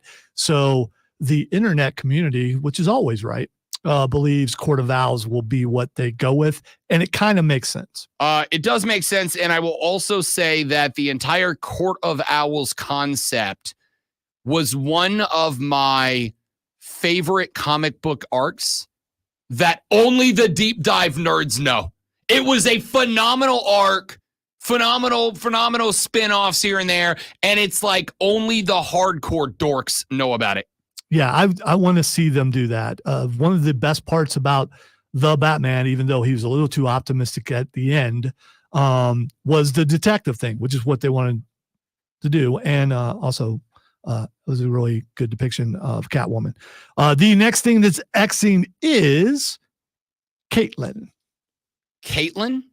Just Caitlyn? I didn't want to. Isn't she like on first name basis now? Caitlin Clark. Oh! Why do you gotta say the rest? Oh, you're thinking of that. My head's in the comic book still. Okay. My head's in the comic books. yeah, I'm like, which one's Caitlyn? Caitlin Clark last night recorded her second triple-double. You know who the rookies? Here's the list of rookies with 2 triple-doubles in a season. You ready for the list? Caitlin Clark. That's the list. People, the WNBA MVP vote, it's not a vote. It's not a contest. It's not a competition. All due respect to all the other rooks in the league, but Caitlin Clark is it. Now, she is not the MVP. That's Asia Wilson, who is a gangsta. Dropped another 41 burger the other day as the Aces keep going. But here's my thing. Not only is Caitlin Clark putting it down, the first rookie with a pair of triple-doubles in the league, but on top of that, you remember that?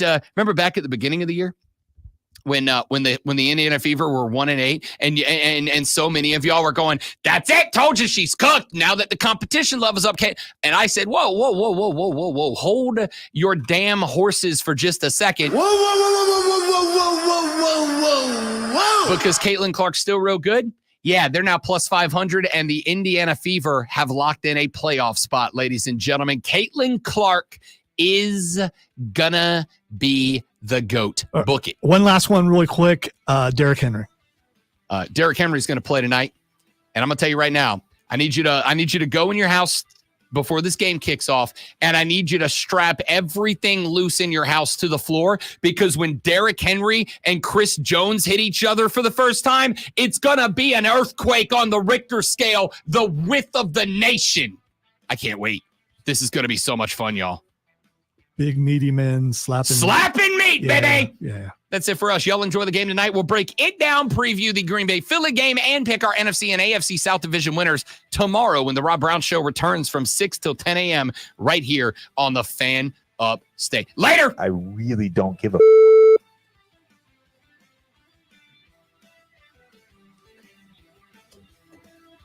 That rested the Fever real good. Not making the Olympic team, as much as I still think it was the wrong decision, not making the Olympic team might go down as the best thing that happens in Caitlin Clark's career. She's unbelievable. She's unbelievable. Keegan said, best athlete to come from the state of South Carolina, Asia Wilson. Is that fair? That might be fair, honestly. That might be fair. I don't know. There's some pretty good athletes. I don't disagree. But in terms of athleticism and success, who's better than Asia Wilson? I got a hard time saying no. That's a good list. Or a good top of the list. Isn't Shannon Sharp and Sterling Sharp from South Carolina, I believe? Also, friend of the show, Paul White. Well, yeah, there's Kevin Garnett. He is from Glenville, Georgia, but played at South Carolina. Okay. I was thinking. I'll give him to you as on the list. It's all right. It's all right. Kevin Garnett's on the list. We did this at one point. I know we did. Clowney.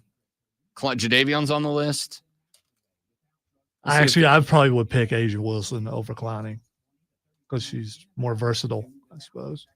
Let's see here. Stephon Gilmore, Alshon Jeffrey, Jadeveon Clowney, Sheldon Brown, Shoeless Joe Jackson, AJ Green, Josh Norman, DeAndre Hopkins. That's in there. Mason Rudolph. It's over. That's it. It's over. It's Mason Rudolph. Answered it. You know what? I think Debo might have to be it. I think Debo might be it. Because Debo does everything. I don't know if you noticed, but a good portion of those guys you're naming all went to South Carolina. Yeah, well, that's what I'm saying. I'm willing to add to the list athletes who played their college sports at Clemson and South Carolina. South Carolina's got the Ja Morant is on that list for sure. Gigi Jackson, he ain't there yet. Dutch Mantell is from South Carolina? Yes. We only know him from later iterations. He was actually pretty ruthless. The best iteration. Yeah. Hey, you ready for it's news that's fun for me. Because I like to share the successes of the places that I work. The BetQL network has changed its lineup. Obviously, we got some names that are coming in, whatever. Got a couple of guys that have been on gambling television shows that have joined in. Joining BetQL weekends, Lonzo, former NFL wide receiver Brandon Marshall will will host the show on Sundays, as will former NFL.com reporter Jason LaConfora is now a BetQL alum as well. Oh, that's cool. That is cool. That is really cool. I'm pretty proud of that. I mean, just a couple of nationally recognized names that are, they're my coworkers now. No big deal. No big deal. Well, so was Mark Ryan, who's also a national host on the weekends. But, you can throw him in there. All right, guys and gals, I got stuff to do. And by stuff to do, I mean 10 and a half hours to kill until it's time to watch some gosh darned football. So thank you all for being here. You're all amazing people. Heart hands emoji. Have a lovely rest of your Thursday. We'll be back tomorrow. We will preview the NFC and AFC South. We will give you our playoff threats, our Super Bowl champion selections tomorrow. Rashad Beard will join us at 8:40 to break down the Cats. And then I've got next week will be my last full week of broadcasting until October. So when he says his, he means our. You can do the show if you want. Anyway. Y'all be good. Thanks for being here. Love you long time. Mean it. Bye.